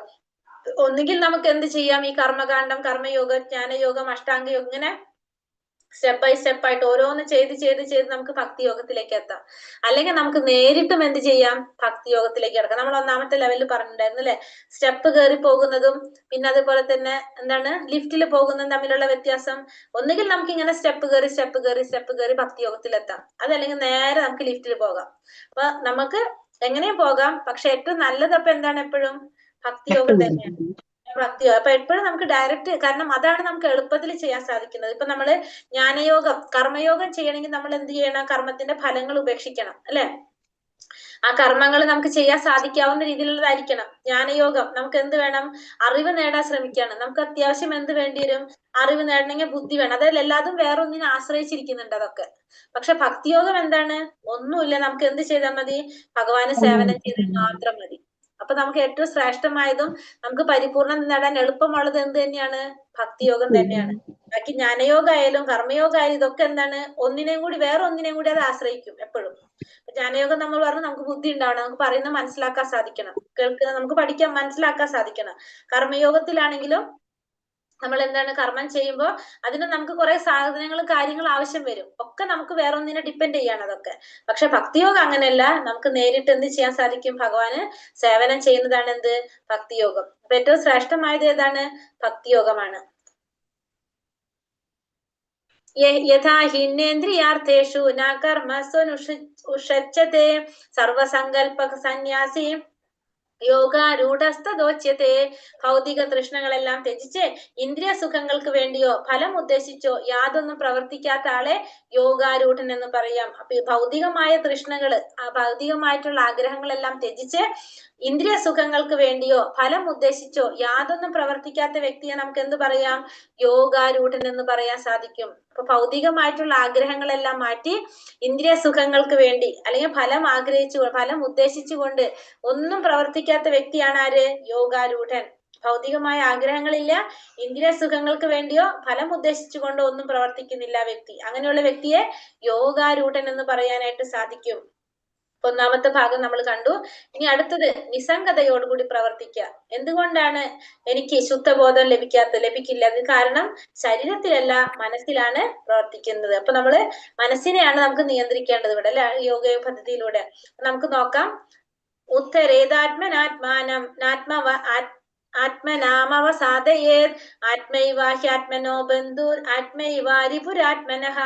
മനുഷ്യൻ മനസ്സിന്റെ സഹായത്തോടെ സ്വയം ഉദ്ധരിക്കണം, അധപതിക്കരുത്. ഭക്തനായ ആത്മാവിന് തന്റെ മനസ്സ് എത്ര ബന്ധു, അത് തന്നെയാണ് ശത്രുവ്. അപ്പൊ മനുഷ്യൻ എന്ത് ചെയ്തിരിക്കണം? മനസ്സിന്റെ സഹായത്തോടെ സ്വയം ഉദ്ധരിക്കാനായിട്ട് ശ്രമിക്കണം, അധപതിക്കാനായിട്ട് പാടില്ല. കാരണം ഭക്തനായ ആത്മാവിന്റെ ഉറ്റമിത്രവും ശത്രുവും ആര് തന്നെയാണ്? മനസ്സ് തന്നെയാണ്. അപ്പൊ അതുകൊണ്ട് മനസ്സിന്റെ സഹായത്തോടെ സ്വയം ഉദ്ധരിക്കാനായിട്ട് ശ്രമിക്കണം, അധപതിക്കാൻ പാടില്ല. ഭക്തനായ ആത്മാവിനെ സംബന്ധിച്ച് തന്റെ മനസ്സ് തന്നെയാണ് എന്ത്? ഉറ്റമിത്രവും ശത്രുവുമായിരിക്കുന്നത്. ആത്മാവെന്ന പദം സന്ദർഭത്തിനനുസരിച്ച് ശരീരത്തിനെയോ മനസ്സിനെയോ ജീവനെയോ സൂചിപ്പിക്കുന്നു. യോഗ പരിശീലനത്തിന്റെ കേന്ദ്രബിന്ദു മനസ്സാകയാൽ ഇവിടെ ആത്മപദം മനസ്സിനെയാണ് സൂചിപ്പിക്കുന്നത്. ഇവിടെ ആത്മാവെന്ന പദം എന്താണ്? സന്ദർഭത്തിനനുസരിച്ച് ശരീരത്തിനെയോ മനസ്സിനെയോ ജീവനെയോ സൂചിപ്പിക്കുന്നതാണ് എന്ത് എന്ന് പറയാം. അതായത് ആത്മാവെന്ന പദം സന്ദർഭത്തിനനുസരിച്ച് മാറും. അത് ശരീരത്തിനെയാവാം, മനസ്സിനെയായോ ജീവനെയാവാം സൂചിപ്പിച്ചത്. ഇവിടെ യോഗ പരിശീലനം എന്ന് പറയുമ്പോൾ അവിടെ എന്താണ് കേന്ദ്രബിന്ദു? മനസ്സിനെ നിയന്ത്രിക്കാനാണ് നമ്മൾ ഇതൊക്കെ ചെയ്യുന്നത്. അപ്പൊ അതുകൊണ്ട് അവിടെ ആത്മപദം എന്ന് പറയുന്നത് എന്താണ്? മനസ്സാണ്. പിന്നെ ഈ നിർദ്ദേശത്തിന് ഊന്നൽ കൊടുക്കുകയാണ് ഹി എന്ന പദം. അതായത് ഒരാൾ നിശ്ചയമായും ചെയ്യണം. അപ്പൊ അതുകൊണ്ട് ഇവിടെ ഹി എന്ന് പറയുന്നത് എന്താണ്? ആ പറയുന്ന നിർദ്ദേശത്തിന് ഊന്നൽ കൊടുക്കാൻ വേണ്ടിയിട്ടാണ് ഇവിടെ ഹി എന്ന പദം ഉപയോഗിച്ചിരിക്കുന്നത്. അതുകൊണ്ട് ഒരാൾ നിശ്ചയമായിട്ടും അത് ചെയ്തിരിക്കണം. ബന്ധുരാത്മാത്മനസ്തസ്യ യേനാത്മൈവാത്മനാജിതഃ അനാത്മനസ്തു ശത്രുത്വേ വർത്തേതാത്മൈവ ശത്രുവത്. മനസ്സിനെ ജയിച്ചവന് മനസ്സു തന്നെയാണ് ഉറ്റ സുഹൃത്ത്. അതിന് കഴിയാത്തവനാകട്ടെ മനസ്സ് പരമശത്രുവുമായിരിക്കും. അപ്പൊ മനസ്സിനെ ജയിച്ചു കഴിഞ്ഞാൽ മനസ്സ് ആരായിരിക്കും? നമ്മുടെ ഉറ്റ സുഹൃത്തായിരിക്കും. അല്ലെങ്കിൽ അതിന് കഴിഞ്ഞില്ലെങ്കിലോ മനസ്സ് നമ്മുടെ ശത്രുവുമായിരിക്കും. അപ്പൊ നമ്മളിവിടെ മനസ്സിനെ നിയന്ത്രിക്കാൻ വേണ്ടിയിട്ടാണ് എന്തിന്റെ ഉദ്ദേശം? അഷ്ടാംഗ യോഗയുടെ ഉദ്ദേശം. അപ്പൊ നമുക്ക് മനസ്സിനെ ജയിക്കാൻ സാധിച്ചാൽ മനസ്സ് നമ്മുടെ സുഹൃത്തായിരിക്കും. അതിന് സാധിച്ചില്ലെങ്കിൽ നമ്മളെ ശത്രു ആയിരിക്കും. ആര്? മനസ്സ്. അപ്പൊ നമ്മുടെ ജീവിതം മുഴുവൻ നമ്മൾ എന്ത് ചെയ്യേണ്ടി വരും? ശത്രുവായിട്ടുള്ള മനസ്സിന്റെ ഒപ്പം കഴിയേണ്ടി വരും, അതിനെ നമുക്ക് ജയിക്കാൻ സാധിച്ചില്ലെങ്കിൽ. അപ്പൊ നമ്മൾ എന്ത് ശ്രമിക്കണം? മനസ്സിനെ ജയിക്കാനായിട്ട് നമ്മൾ ശ്രമിക്കണം. ഹൃദയസ്ഥനായ പരമാത്മാവിനെ കണ്ടെത്താനും അവിടത്തെ ആജ്ഞാനുസൃതം പ്രവർത്തിക്കാനും കളമൊരുക്കലത്രേ ശരിയായ യോഗാനുഷ്ഠാനം. നേരെ കൃഷ്ണവാപബോധം കൈക്കൊള്ളുന്നവർ ഭഗവത് ആജ്ഞയ്ക്ക് മുന്നിൽ പൂർണ്ണമായി സ്വാത്മാർപ്പണം ചെയ്യുക സ്വാഭാവികമാണ്. അപ്പൊ ഹൃദയസ്ഥനായ പരമാത്മാവിനെ കണ്ടെത്താം, പിന്നെ ഭഗവാന്റെ ആജ്ഞയ്ക്ക് അനുസൃതമായിട്ട് പ്രവർത്തിക്കുക. അതാണ് എന്തിൽ വഴിയൊരുക്കുന്നത്? യോഗാനുഷ്ഠാനം കൊണ്ട് സാധിക്കുന്നത്. പരമാത്മാവിനെ കണ്ടെത്തണം, ഭഗവാന്റെ ഇച്ഛയ്ക്ക് അനുസരിച്ച് പ്രവർത്തിക്കണം. നേരെ കൃഷ്ണാവബോധം കൈക്കൊള്ളുന്നവർക്ക് എന്താണ്? ഭഗവാന്റെ ആജ്ഞയ്ക്ക് മുന്നിൽ പൂർണ്ണമായി സ്വാത്മാർപ്പണം ചെയ്യുക സ്വാഭാവികമാണ്. കൃഷ്ണാവബോധത്തിൽ നമ്മൾ എന്താ ചെയ്യണത്? ശരീരവും മനസ്സും ആത്മാവും എല്ലാം നമ്മൾ ആർക്ക് സമർപ്പിക്കാണ്? ഭഗവാന് സമർപ്പിക്കുകയാണ് ചെയ്യുന്നത്. ജിതാത്മന പ്രശാന്തസ്യ പരമാത്മാ സമാഹിതഃ ശീതോഷ്ണ സുഖ ദുഃഖേഷു തഥാ മാനാപമാനയോഃ. മനസ്സിനെ കീഴടക്കിയവൻ ശാന്തി നേടുകയാൽ പരമാത്മാവിനെ പ്രാപിച്ചു കഴിഞ്ഞു. അങ്ങനെയുള്ള ഒരാൾക്ക് തണുപ്പും ചൂടും സുഖവും ദുഃഖവും മാനവും അപമാനവും എല്ലാം ഒന്നുപോലെ തന്നെയാണ്. അപ്പൊ മനസ്സിനെ കീഴടക്കാൻ സാധിച്ചവർക്ക് ശാന്തി നേടിയത് കൊണ്ട് തന്നെ പരമാത്മാവിനെ പ്രാപിച്ചു എന്ന് നമുക്ക് പറയാനായിട്ട് സാധിക്കും. അപ്പൊ അങ്ങനെയുള്ള ഒരു വ്യക്തിക്ക് തണുപ്പും ചൂടും സുഖവും ദുഃഖവും മാനവും അപമാനവും എല്ലാം എങ്ങനെയായിരിക്കും? ഒരേപോലെയായിരിക്കും. എങ്ങനെയുള്ള വ്യക്തിക്ക്? മനസ്സിനെ കീഴടക്കാൻ സാധിച്ച വ്യക്തിക്ക്. അതുകൊണ്ട് ചൂടും തണുപ്പും സുഖവും ദുഃഖവും മാനവും അപമാനവും എല്ലാം ആ വ്യക്തിയെ സംബന്ധിച്ച് ഒരുപോലെ തന്നെയായിരിക്കാം. പരമാത്മാവിന്റെ നിർദ്ദേശം തനിയെ അനുസരിച്ചു കൊള്ളും എന്നതാണ് മനോനിയന്ത്രണത്തിന്റെ ഫലം. കൃഷ്ണാവബോധത്തിൽ ഒരാൾക്ക് ഈ അതീന്ദ്രിയാവസ്ഥ ഉടനെ കൈവരുന്നത് കൊണ്ട് ആ ഭക്തനെ സുഖദുഃഖങ്ങൾ, ശീതോഷ്ണങ്ങൾ എന്നിങ്ങനെയുള്ള ഭൗതിക ജീവിതത്തിലെ ദ്വന്ദ്ങ്ങൾ ബാധിക്കുകയില്ല. പ്രായോഗികമായ സമാധി അല്ലെങ്കിൽ പരമാത്മാവിൽ മുഴുകുക എന്നതാണ് ഈ അവസ്ഥ. അപ്പൊ പരമാത്മാവിന്റെ നിർദ്ദേശം തനിയെ അനുസരിച്ചു കൊള്ളാം എന്നുള്ളതാണ് എന്തിന്റെ ഫലം പറയണത്? മനോനിയന്ത്രണത്തിന്റെ ഫലം. മനസ്സിനെ നിയന്ത്രിക്കാൻ സാധിച്ചു കഴിഞ്ഞാൽ പരമാത്മാവിന്റെ നിർദ്ദേശം തനിയെ അനുസരിക്കാനായിട്ട് സാധിക്കും. കൃഷ്ണാവബോധത്തിൽ ഒരാൾക്ക് ഈ അതീന്ദ്രിയാവസ്ഥ ഉടനെ കൈവരുന്നത് കൊണ്ട് ആ ഭക്തന് സുഖദുഃഖങ്ങളോ ശീതോഷ്ണങ്ങളോ ഇതൊന്നും ബാധിക്കില്ല. ജീവിതത്തിലെ ഭൗതിക ജീവിതത്തിലെ ദ്വന്ദ്ങ്ങളൊന്നും ആ വ്യക്തിയെ ബാധിക്കുന്നില്ല. പ്രായോഗികമായ സമാധി അല്ലെങ്കിൽ പരമാത്മാവിൽ മുഴുകുക എന്നതാണ് ഈ അവസ്ഥ.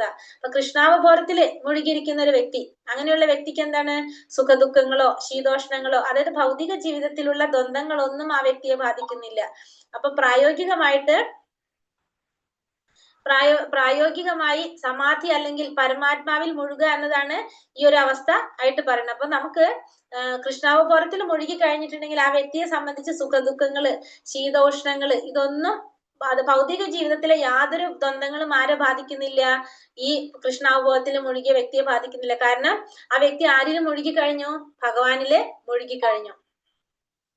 ജ്ഞാന വിജ്ഞാന തൃപ്താത്മാ കുടസ്ഥോ വിജിതേന്ദ്രിയഃ യുക്ത ഇത്യുച്യതേ യോഗി സമലോഷ്ടാശ്മ കാഞ്ചനഃ. ജ്ഞാനം കൊണ്ടും സാക്ഷാത്കാരം കൊണ്ടും തികച്ചും സംതൃപ്തനായ ഒരാളെ ആത്മസാക്ഷാത്കാരനിഷ്ഠനായ യോഗി എന്ന് പറയാം. ആത്മസംയമിയായ അയാൾ അഭൗതികതയിൽ സ്ഥിതി ചെയ്യുന്നു. അയാളുടെ ദൃഷ്ടിയിൽ കല്ലും മണ്ണും സ്വർണവും ഒന്നുപോലെ തന്നെ. അപ്പൊ ജ്ഞാനം കൊണ്ടും ആത്മസാക്ഷാത്കാരം കൊണ്ടും തികച്ചും സംതൃപ്തനായിട്ടുള്ള ഒരു വ്യക്തിയെ നമുക്ക് എന്ത് പറയാം? ആത്മസാക്ഷാത്കാരനിഷ്ഠനായിട്ടുള്ള യോഗി യോഗി എന്ന് പറയാനായിട്ട് സാധിക്കും. ആത്മസംയമിയായിട്ടുള്ള ആ വ്യക്തി അഭൗതികതയിൽ സ്ഥിതി ചെയ്യുന്നത് കൊണ്ട് ആ വ്യക്തി എങ്ങനെയായിരിക്കും? അയാളുടെ ദൃഷ്ടിയിൽ കല്ലും മണ്ണും സ്വർണവും എല്ലാം എങ്ങനെയാണ്? ഒരേപോലെ തന്നെയാണ്. ജ്ഞാനം കൊണ്ടും ആത്മസാക്ഷാത്കാരം കൊണ്ടും തികച്ചും സംതൃപ്തനായിട്ടുള്ള ആ വ്യക്തിയെ സാക്ഷാത്കാര നിഷ്ഠനായ യോഗി എന്ന് പറയാൻ സാധിക്കും. ആത്മസംയമിയായിട്ടുള്ള അയാള് അഭൗതികതയിൽ സ്ഥിതി ചെയ്യുന്നതാണ്. അയാളുടെ ദൃഷ്ടിയിൽ കല്ലും മണ്ണും സ്വർണവും എല്ലാം എങ്ങനെയാണ്? ഒരേപോലെ ആയിരിക്കും. കാരണം ആത്മസാക്ഷാത്കാരം നേടിയ യോഗിയാണ് അദ്ദേഹം. സാക്ഷാത്കാരം സിദ്ധിച്ചവനാകട്ടെ കൃഷ്ണനെ സ്വയം സമർപ്പിതനാകിയാൽ തികച്ചും നിയന്ത്രിത മനസ്കനാണ്. അപ്പൊ ഫുള്ള് ഭഗവാന് സമർപ്പിച്ച വ്യക്തിയാണ്. അതുകൊണ്ട് തന്നെ എങ്ങനെയായിരിക്കും? നിയന്ത്രിത മനസ്കനായിരിക്കും അദ്ദേഹം. ഭൗതിക പാണ്ഡിത്യം കൊണ്ട് അയാൾക്ക് യാതൊരു ആവശ്യമില്ലാത്തതിനാൽ ഇന്ദ്രിയങ്ങൾക്ക് അതീതനുമാണ്. മറ്റുള്ളവർ അമൂല്യമെന്ന് കരുതാവുന്ന ആ പാണ്ഡിത്യവും മാനസികമായ ഊഹാപോഹങ്ങളും അയാളുടെ ദൃഷ്ടിയിൽ ചരൽക്കാലുകളെക്കാൾ വിലപ്പെട്ടവയല്ല. അപ്പൊ ഭൗതികമായ പാണ്ഡിത്യം കൊണ്ട് യാതൊരു ആവശ്യമുള്ളതെല്ലാം ആർക്ക് മനസ്സിലാക്കാൻ സാധിക്കും? ഈ സാക്ഷാത്കാരം നേടിയ വ്യക്തിക്ക് മനസ്സിലാക്കാൻ സാധിക്കും. യഥാർത്ഥ അറിവ് എന്താണ്? മാതാജി, യഥാർത്ഥ അറിവ് എന്ന് പറയുന്നത് ഏതാണ്? യഥാർത്ഥമായിട്ടുള്ള ജ്ഞാനം, ഭഗവാനെ കുറിച്ചുള്ള ജ്ഞാനം. അപ്പൊ അതാണ് യഥാർത്ഥ അറിവ് എന്ന് ആർക്ക് മനസ്സിലാക്കാം? ഈ സാക്ഷാത്കാരം നേടിയ വ്യക്തിക്ക് അറിയാനായിട്ട് സാധിക്കും. ആ വ്യക്തി ഇന്ദ്രിയങ്ങൾക്ക് അതീതനാണ്. മറ്റുള്ളവര് അമൂല്യമെന്ന് കരുതുന്ന ആ പാണ്ഡിത്യം, മാനസികമായ ഊഹാപോഹങ്ങളും അയാളുടെ ദൃഷ്ടിയിൽ എങ്ങനെയായിരിക്കും? ചരൽ കല്ലുകളെക്കാൾ വിലപ്പെട്ടതല്ല. അപ്പൊ അതായത് നമ്മൾ പറഞ്ഞു കല്ലും മണ്ണും സ്വർണവും എല്ലാം ഒരേപോലെ കാണാനായിട്ട് ആർക്ക് സാധിക്കും? ഈ സാക്ഷാത്കാരം നേടിയ വ്യക്തിക്ക് സാധിക്കും. സുഹൃൻ മിത്രാരുദാസീന മധ്യസ്ഥ ബന്ധുഷു സ്വാതിഷീപി ച പാപേഷു സമബുദ്ധിർ വിശിഷ്യതേ. സ്വന്തം സുഹൃത്തുക്കൾ, ഗുണകാംക്ഷികൾ, ശത്രുക്കൾ, ഉദാസീനന്മാർ, ഈർഷ്യാലുക്കൾ, ബന്ധുക്കൾ, സജ്ജനങ്ങൾ, പാപികൾ എന്നിവരെയെല്ലാം സമഭാവനയോടെ വീക്ഷിക്കുന്നവൻ അല്പം കൂടി പുരോഗതി നേടിയവനാണ്. അപ്പൊ ഇനി പറയുന്നത് എന്താണ്? ഇപ്പൊ സുഹൃത്തുക്കള്, ഗുണകാംക്ഷികള്, ശത്രുക്കള്, മിത്രങ്ങള്, പാപികള്, സജ്ജനങ്ങള്, അല്ലെ? അതായത് എല്ലാവരെയും, ശത്രുക്കളെയും ബന്ധുക്കളെയും മിത്രങ്ങളെയും എല്ലാവരെയും സമഭാവനയോടെ വീക്ഷിക്കാൻ കഴിയുന്നവൻ എങ്ങനെയുള്ളവനാണ്? അല്പം കൂടി ബുദ്ധിമാനാണ്, അല്പം കൂടി പുരോഗതി നേടിയവനാണ്. ആര്? ഈ ശത്രുക്കളെയും മിത്രങ്ങളെയും എല്ലാവരെയും സമഭാവനയോടെ കാണാനായിട്ട് സാധിക്കുന്നവൻ. മനസ്സിന്റെ 6 ശത്രുക്കള് ആരൊക്കെയാണ്? മനസ്സിന്റെ 6 ശത്രുക്കള് കാമ, ക്രോധ, ലോഭം, മത, മോഹ, മാത്സര്യം. എന്തൊക്കെയാണ്? കാമം, ക്രോധം, ലോഭം, മത, മോഹ, മാത്സര്യം. ഇതാണ് എന്ത്? മനസ്സിന്റെ 6 ശത്രുക്കളാണ് ഈ പറയുന്നത്. കാമം, ക്രോധം, ലോഭം, മത, മോഹ, മാത്സര്യമാണ് അസൂയ. ഇതാണ് എന്ത്? നമ്മുടെ മനസ്സിന്റെ 6 ശത്രുക്കൾ എന്ന് പറയുന്നത് കാമ, ക്രോധ, ലോഭം, മത, മോഹ, മാത്സര്യം. ഇനി മൂന്നാമത്തെ വിഭാഗം യോഗ പരിശീലനത്തിന്റെ ഘട്ടങ്ങൾ. അതാണ് മൂന്നാമത്തെ വിഭാഗത്തിൽ പറയുന്നത്. ഇപ്പൊ നമുക്കറിയാം അഷ്ടാംഗ യോഗയുടെ 8 പടവുകൾ നമ്മൾ ഇന്നലെ കണ്ടിരുന്നത്. ഇതൊക്കെയാണ് യമ, നിയമം, ആസനം, പ്രാണായാമം, പ്രത്യാഹാരം, ധാരണ, ധ്യാന, സമാധി. അതാണ് അഷ്ടാംഗ യോഗയുടെ 8 പടവുകൾ പറയുന്നത്. യമ, നിയമ, ആസന, പ്രാണായാമം, പ്രത്യാഹാരം, ധാരണ, ധ്യാന, സമാധി. ഇത് അഷ്ടാംഗ യോഗയുടെ 8 പടവുകളാണ്. അപ്പൊ ഇനി ഇതിന്റെ ഘട്ടങ്ങളെ കുറിച്ചാണ് പറയുന്നത്. അപ്പൊ ആദ്യം തന്നെ എന്താ പറയണത്? എങ്ങനെയാണെന്ന് പറയുന്നത് ഇവിടെ. യോഗി യുഞ്ചീത സതത ആത്മാനം രഹസി സ്ഥിതഃ ഏകാഗി യദ ചിത്താത്മാ നിരാശീര പരിഗ്രഹഃ. അതായത് ഒരു അതീന്ദ്രിയ ജ്ഞാനി എപ്പോഴും എങ്ങനെയായിരിക്കും? തന്റെ ശരീരം, മനസ്സ്, ആത്മാവ് എന്നിവയെ പരമപുരുഷനുമായുള്ള ബന്ധത്തിൽ ഏർപ്പെടുത്തണം. വിജനമായ സ്ഥലത്ത് ഒറ്റയ്ക്ക് താമസിക്കുകയും മനസ്സിനെ ശ്രദ്ധയോടെ നിയന്ത്രിക്കുകയും വേണം. അയാൾക്ക് യാതൊന്നിലും ആശയവും മമതവും തോന്നരുത്. അപ്പൊ എങ്ങനെയായിരിക്കണം എന്നാണ് ഇവിടെ പറയുന്നത്? ഒരു അതീന്ദ്രിയ ജ്ഞാനി എങ്ങനെയായിരിക്കണം എന്നാണ് ഇവിടെ പറയുന്നത്. എങ്ങനെയായിരിക്കണം? തന്റെ ശരീരവും മനസ്സും ആത്മാവും ഭഗവാനിൽ ബന്ധിപ്പിച്ച വ്യക്തിയായിരിക്കണം. വിജനമായ സ്ഥലത്ത് ഒറ്റയ്ക്ക് താമസിച്ച് മനസ്സിനെ ശ്രദ്ധയോടുകൂടി നിയന്ത്രിക്കുകയും അയാൾക്ക് എന്തുണ്ടാവാൻ പാടില്ല? യാതൊന്നിനോടും ആശയം ഉണ്ടാവാൻ പാടില്ല, മമതയും തോന്നാൻ പാടില്ല. അപ്പൊ മനസ്സും ശരീരവും ആത്മാവും എല്ലാം ഭഗവാനിൽ ബന്ധിപ്പിച്ച വ്യക്തി വിജനമായ സ്ഥലത്ത് ഒറ്റയ്ക്ക് താമസിച്ച് മനസ്സിനെ ശ്രദ്ധയോടെ നിയന്ത്രിക്കുന്നു. അയാൾക്ക് യാതൊന്നിലും ആശയോ മമതയോ ഒന്നും തോന്നരുത്, ഉണ്ടാവാനായിട്ട് പാടില്ല. യാതൊന്നിലും ആസക്തി ഇല്ലാതെയും അതേസമയം കൃഷ്ണനുമായി ബന്ധമുള്ള ഏതിനെയും സ്വീകരിച്ചുകൊണ്ടും ഉത്തമ സ്ഥിതി കൈവരിച്ച ഒരാൾ മമതാബന്ധങ്ങളെ അതിക്രമിച്ചിരിക്കുന്നു. അപ്പൊ ഒന്നിനോടും ആസക്തി ഇല്ലാതെ ഭഗവാനുമായിട്ട് ബന്ധമുള്ള ഏതിനെയും സ്വീകരിച്ചുകൊണ്ട് ഉത്തമ സ്ഥിതി കൈവരിച്ച ഒരാൾക്ക് എന്താണ് ഈ മമതാ ബന്ധങ്ങൾ അതിക്രമിക്കാനായിട്ട് സാധിക്കും. ഒന്നിനോടും ആസക്തി ഇല്ലാതെ ഭഗവാനുമായിട്ട് കൃഷ്ണനുമായിട്ട് ബന്ധമുള്ള ഏതിനെയും സ്വീകരിച്ചുകൊണ്ട് ഉത്തമ സ്ഥിതി കൈവരിച്ച ഒരു വ്യക്തിക്ക് ഈ മമതാ ബന്ധങ്ങൾ അതിക്രമിക്കാനായിട്ട് സാധിക്കും. മറിച്ച് സർവ്വ വിഷയങ്ങളെയും അവ കൃഷ്ണനോട് ബന്ധപ്പെട്ടതാണെന്ന് അറിയാതെ ഉപേക്ഷിക്കുന്നവന്റെ പരിത്യാഗം അത്രത്തോളം പൂർണ്ണമല്ല. മറിച്ച് സർവ്വ വിഷയങ്ങളും എങ്ങനെയാണ് കൃഷ്ണനോട് ബന്ധപ്പെട്ടതാണെന്ന് മനസ്സിലാക്കാതെ ഉപേക്ഷിക്കുകയാണെങ്കിൽ അത് എങ്ങനെയല്ല, സമ്പൂർണ്ണമല്ല. ആ പരിത്യാഗം എന്ന് പറയുന്നത് സമ്പൂർണമായിട്ടുള്ളതല്ല. പക്ഷെ ഇവിടെ എന്താ പറഞ്ഞത്, ഉത്തമ സ്ഥിതി, അതായത് കൃഷ്ണനുമായിട്ട് ബന്ധപ്പെടുത്തിക്കൊണ്ട് എല്ലാം ചെയ്യാൻ സാധിക്കുക. അങ്ങനെയാണെങ്കിൽ ആ വ്യക്തി എന്താണ്, ഉത്തമ സ്ഥിതി കൈവരിച്ച വ്യക്തിയായിരിക്കും. നേരെ മറിച്ച് ഭഗവാനുമായിട്ട് ബന്ധപ്പെട്ടതാണെന്നറിയാതെ ഉപേക്ഷിക്കുന്നവനാണെങ്കിൽ അതെന്തില്ല, അവിടെ പരിപൂർണത ഉണ്ടാകുന്നില്ല. ഭക്തിരസാമൃത സിന്ധുവില് പറയുന്നതാണ്, നമ്മൾ അടുത്ത ലെവൽ 3 പഠിക്കുന്നതാണത്. ശുച ഉദ്ദേശേ പ്രതിഷ്ഠാഭ്യ സ്ഥിരമാസാനമാത്മനഃ നാത്യുച്ഛ്രിതം നാതി നീചം ചൈലാജിന കുശോത്തമ്രം തത്രൈകാഗ്രം മന കൃത്വാ യഥാ ചിത്തേന്ദ്രിയ ക്രിയഃ വിശ്വാസ്യനേ യുജ്യാദ്യോഗമാത്മാ വിശുദ്ധയേ. ഇനി യോഗ പരിശീലനത്തിന് ഉദ്ദേശിക്കുന്നവൻ എങ്ങനെയാണ് ഇരിക്കേണ്ടത്? യോഗ പരിശീലനത്തിന് ഉദ്ദേശിക്കുന്നവർ ഒരു വിജന സ്ഥലത്ത് പോയി നിലത്ത് കുശപ്പുല്ല് വിരിച്ച് അതിനു മീതെ മാൻതോലും വസ്ത്രവും വിരിക്കണം. അപ്പൊ ആദ്യം തന്നെ ആ ഇരിക്കേണ്ട പൊസിഷൻ എങ്ങനെയാന്ന് പറയാണ്. എങ്ങനെയായിരിക്കണം? ഒരു വിജനമായ സ്ഥലമായിരിക്കണം തെരഞ്ഞെടുക്കേണ്ടത്. അവിടെ ആദ്യം കുശപ്പുല്ല് വിരിക്കണം, അതിനു മീതെ മാൻതോലും പിന്നെ വസ്ത്രവും വിരിക്കണം. ഇരിപ്പിടം എങ്ങനെയാവാൻ പാടില്ല? ഉന്നതമായിട്ടും പാടില്ല, താഴ്ന്നതാവാനും പാടില്ല. വളരെ ഉയർന്നതോ താഴ്ന്നതാവാൻ പാടില്ല. പരിസരം എങ്ങനെയായിരിക്കണം? വിശുദ്ധമായിരിക്കണം, ശുദ്ധിയായ പരിസരമായിരിക്കണം. യോഗി ഈ ആസനത്തിൽ ഇറച്ചിരുന്ന് മനസ്സിനെയും ഇന്ദ്രിയങ്ങളെയും നിയന്ത്രിച്ച് ഏകാഗ്ര ചിത്തനായി ആത്മശുദ്ധീകരണത്തിന് വേണ്ടി യോഗം അനുഷ്ഠിക്കണം. അങ്ങനെ ആ ഇരിപ്പിടത്തിൽ ഇരുന്നുകൊണ്ട് എന്ത് വേണം? മനസ്സിനെയും ഇന്ദ്രിയങ്ങളെയും നിയന്ത്രിച്ചുകൊണ്ട് ഏകാഗ്ര ചിത്തനായിട്ട് ആത്മശുദ്ധീകരണത്തിന് വേണ്ടിയിട്ട് ആ വ്യക്തി എന്ത് ചെയ്യണം? യോഗം അനുഷ്ഠിക്കണം. വിശുദ്ധ പരിസരം എന്നത് തീർത്ഥാടന കേന്ദ്രങ്ങളെ സൂചിപ്പിക്കുന്നു. അപ്പൊ വിശുദ്ധ പരിസരം എന്ന് പറയുന്നത് എന്തിനെ സൂചിപ്പിക്കുകയാണ്? തീർത്ഥാടന കേന്ദ്രങ്ങളെയാണ് സൂചിപ്പിക്കുന്നത്. കലിയുഗത്തിലെ മനുഷ്യർ എങ്ങനെയാണ്? പൊതുവെ അല്പായുസുക്കളാണ്, ആത്മീയ ബോധം കുറഞ്ഞവരാണ്, വിവിധ ക്ലേശങ്ങളാൽ അസ്വസ്ഥരായി കാണപ്പെടുന്നതാണെന്ന് ബൃഹത് നാരദീയ പുരാണത്തിൽ പറഞ്ഞിരിക്കുന്നു. അപ്പൊ കലിയുഗത്തിലുള്ള ജനങ്ങളെ കുറിച്ച് എന്താ പറയണത്? ആരെ കുറിച്ചാണ് ഈ പറയുന്നത്? കലിയുഗത്തിലെ ജനങ്ങൾ എന്ന് പറയുമ്പോ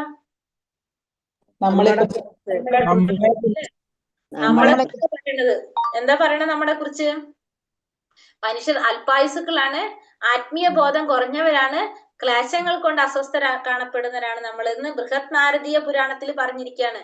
അപ്പൊ ആത്മാവബോധത്തിനുള്ള അത്യുത്തമ ഉപായം, അതിനൊരു ഉപായം പറഞ്ഞിരിക്കുന്നത് എന്താണ്? ഭഗവത് നാമോച്ചാരണം. ഭഗവത് നാമോച്ചാരണത്തിലൂടെ നമുക്ക് എന്ത് സാധിക്കും?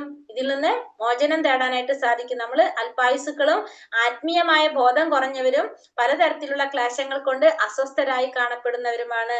അതിന് നമുക്കൊരു മോചനം പറയുന്നത് എന്താണ്? ഉപായം പറയുന്നത് ഭഗവാന്റെ നാമം ഉച്ചരിക്കുക എന്നുള്ളതാണ് പറയുന്നത്.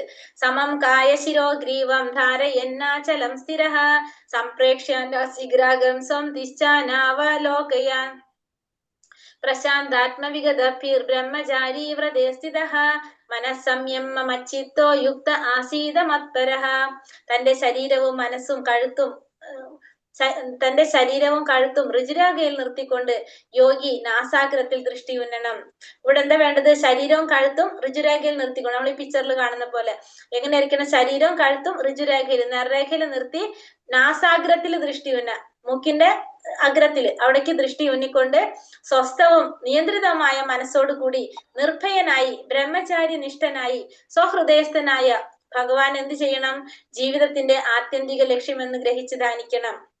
അപ്പൊ ആദ്യം തന്നെ ശരീരവും കഴുത്തും ഋജുരേഖയിലും നിർത്തി മൂക്കിന്റെ തുമ്പ്, അതായത് നാസാഗ്രത്തില് ദൃഷ്ടി ഊന്നിക്കൊണ്ട് എങ്ങനെയായിരിക്കണം? നിയന്ത്രിതമായ മനസ്സോടുകൂടി നിർഭയനായിട്ട് ബ്രഹ്മചര്യാനിഷ്ഠനായിക്കൊണ്ട് എങ്ങനെയാണ് ഉള്ളിലിരിക്കുന്ന ആ പരമാത്മാവിനെ ധ്യാനിക്കണം. ആത്യന്തിക ലക്ഷ്യമാണെന്ന് മനസ്സിലാക്കിക്കൊണ്ട് ആ പരമാത്മാവിനെ ധ്യാനിക്കണം. തികച്ചും കൃഷ്ണാവബോധം ഉദിച്ച ഒരാൾക്ക് വിഗതഭി നിർഭയനാകാൻ കഴിയൂ. ഭക്തനായ ജീവാത്മാവ് സ്മൃതി വൈകല്യം മൂലം കൃഷ്ണനും താനുമായുള്ള ശാശ്വത ബന്ധത്തെ വിസ്മരിച്ചതിനാൽ സംഭീതനത്രേ. അപ്പൊ കൃഷ്ണാവബോധം ഉദിച്ച ഒരു വ്യക്തിക്ക് മാത്രമേ എന്താകുള്ളൂ? നിർഭയനാകാനായിട്ട് സാധിക്കുള്ളൂ. ഭയമില്ലാതിരിക്കുന്ന വ്യക്തി ആരാണ്? കൃഷ്ണാവബോധത്തിലുള്ള വ്യക്തിയാണ്. ഭക്തനായ ജീവാത്മാവ് സ്മൃതി വൈകല്യം മൂലം കൃഷ്ണനും താനുമായുള്ള ശാശ്വത ബന്ധത്തെ വിസ്മരിച്ചത് കൊണ്ട് സംഭീതനാണ്. അപ്പൊ ആ ജീവാത്മാവ് എങ്ങനെയാണ്? നമ്മുടെ ഓർമ്മ നഷ്ടപ്പെട്ടു പോവാണ് നമ്മൾ ഈ ഭൗതിക ലോകത്തിൽ വരുമ്പോ. അപ്പൊ ഭഗവാനും താനും തമ്മിലുള്ള ബന്ധത്തെ കുറിച്ച് വിസ്മരിച്ചു പോയിരിക്കുകയാണ് ആര്? ജീവാത്മാവ്. ഹൃദയസ്ഥനായ ഈശ്വരന്റെ സാക്ഷാത്കാരമാണ് യോഗാനുഷ്ഠാനത്തിന്റെ ആത്യന്തിക ലക്ഷ്യം എന്നിരിക്കെ കൃഷ്ണാവബോധം ഉദിക്കുമ്പോൾ അയാൾ ഉത്തമ യോഗിയായി കഴിഞ്ഞെന്ന് വരാം. അപ്പൊ ഇപ്പൊ ജീവാത്മാവിന്റെ അവസ്ഥ എങ്ങനെയാണ്? ഭഗവാനെ കുറിച്ചുള്ള ബന്ധം വിസ്മരിച്ചു പോയി. ഇനി എപ്പോഴാണോ ഈശ്വര സാക്ഷാത്കാരത്തിലുള്ള യോഗാനുഷ്ഠാനത്തിലുള്ള കൃഷ്ണാവബോധം ഉദിക്കുന്നത്, അപ്പൊ അയാൾ ആരായിട്ട് മാറും? ഉത്തമ യോഗിയായി മാറും. എന്ത് മനസ്സിലാകും? താനും ഭഗവാനും തമ്മിലുള്ള ബന്ധത്തെ കുറിച്ച് മനസ്സിലാക്കാനായിട്ട് സാധിക്കും. എപ്പോഴാണോ ഒരു ഉത്തമ യോഗിയാകുന്നത്, അപ്പോ താനും ഭഗവാനും തമ്മിലുള്ള ബന്ധത്തെ കുറിച്ച് അറിയാനായിട്ട് ആ വ്യക്തിക്ക് സാധിക്കും. യുഞ്ജന്നേവം സദാത്മാനം യോഗി നിയതമാനസഃ ശാന്തിം നിർവാണ പരമാമത്സംസ്ഥാമധിഗച്ഛതി. ഇങ്ങനെ മനസ്സ്, ശരീരം, പ്രവർത്തനങ്ങൾ എന്നിവകളെ നിരന്തരം ചൊൽപ്പടിയിൽ നിർത്തിക്കൊണ്ട് ആത്മനിയന്ത്രണം സാധിച്ച അതീന്ദ്രിയ ജ്ഞാനി ഭൗതിക ജീവിതത്തെ അതിക്രമിച്ച് ദൈവ സാമ്രാജ്യം പോകുന്നു. അപ്പൊ എങ്ങനെ മനസ്സും ശരീരവും പ്രവർത്തനങ്ങൾ എന്നിവകളെ നിരന്തരം ചൊൽപ്പടിയിൽ നിർത്തിക്കൊണ്ട് ആത്മനിയന്ത്രണം സാധിച്ച അതീന്ദ്രിയ ജ്ഞാനിക്ക് ഭൗതിക ജീവിതത്തെ അതിക്രമിച്ചുകൊണ്ട് ദൈവ സാമ്രാജ്യം പോകാനായിട്ട് സാധിക്കും. നമ്മൾ എന്ത് വേണം? മനസ്സ്, ശരീരം, പ്രവർത്തനങ്ങൾ ഇതിനെ നിരന്തരം ചൊൽപ്പടിയിൽ നിർത്താം. ആത്മനിയന്ത്രണം സാധിച്ച അതീന്ദ്രിയ ജ്ഞാനിക്ക് ഭൗതിക ജീവിതത്തെ അതിക്രമിച്ച് ദൈവ സാമ്രാജ്യം പോകാനും സാധിക്കും. അങ്ങനെ ആത്മനിയന്ത്രണം സാധിച്ചുകൊണ്ട് ആ അതീന്ദ്രിയ ജ്ഞാനിക്ക് എന്ത് സാധിക്കും? ഭൗതിക ജീവിതത്തെ അതിക്രമിച്ചുകൊണ്ട് ദൈവ സാമ്രാജ്യം പോകാനായിട്ട് സാധിക്കും. എങ്ങനെയാണെങ്കിൽ മനസ്സ്, ശരീരം, പ്രവർത്തനങ്ങള് ഇവയെ നിരന്തരം ചോട്പടി നിർത്തി ആത്മനിയന്ത്രണം സാധിച്ചു കഴിഞ്ഞാല്, അങ്ങനെയാണെങ്കിൽ ഈ ഭൗതിക ജീവിതത്തെ അതിക്രമിച്ച് എങ്ങനെ ദൈവ സാമ്രാജ്യം, ഭഗവത് ലോകത്തിലേക്ക് പോകാനായിട്ട് സാധിക്കും. ഭൗതികമായി ഒന്നും നേടാൻ വേണ്ടിയിട്ടുള്ളതല്ല യോഗചര്യ. എന്തിനു വേണ്ടിയിട്ടുള്ളതാണ്?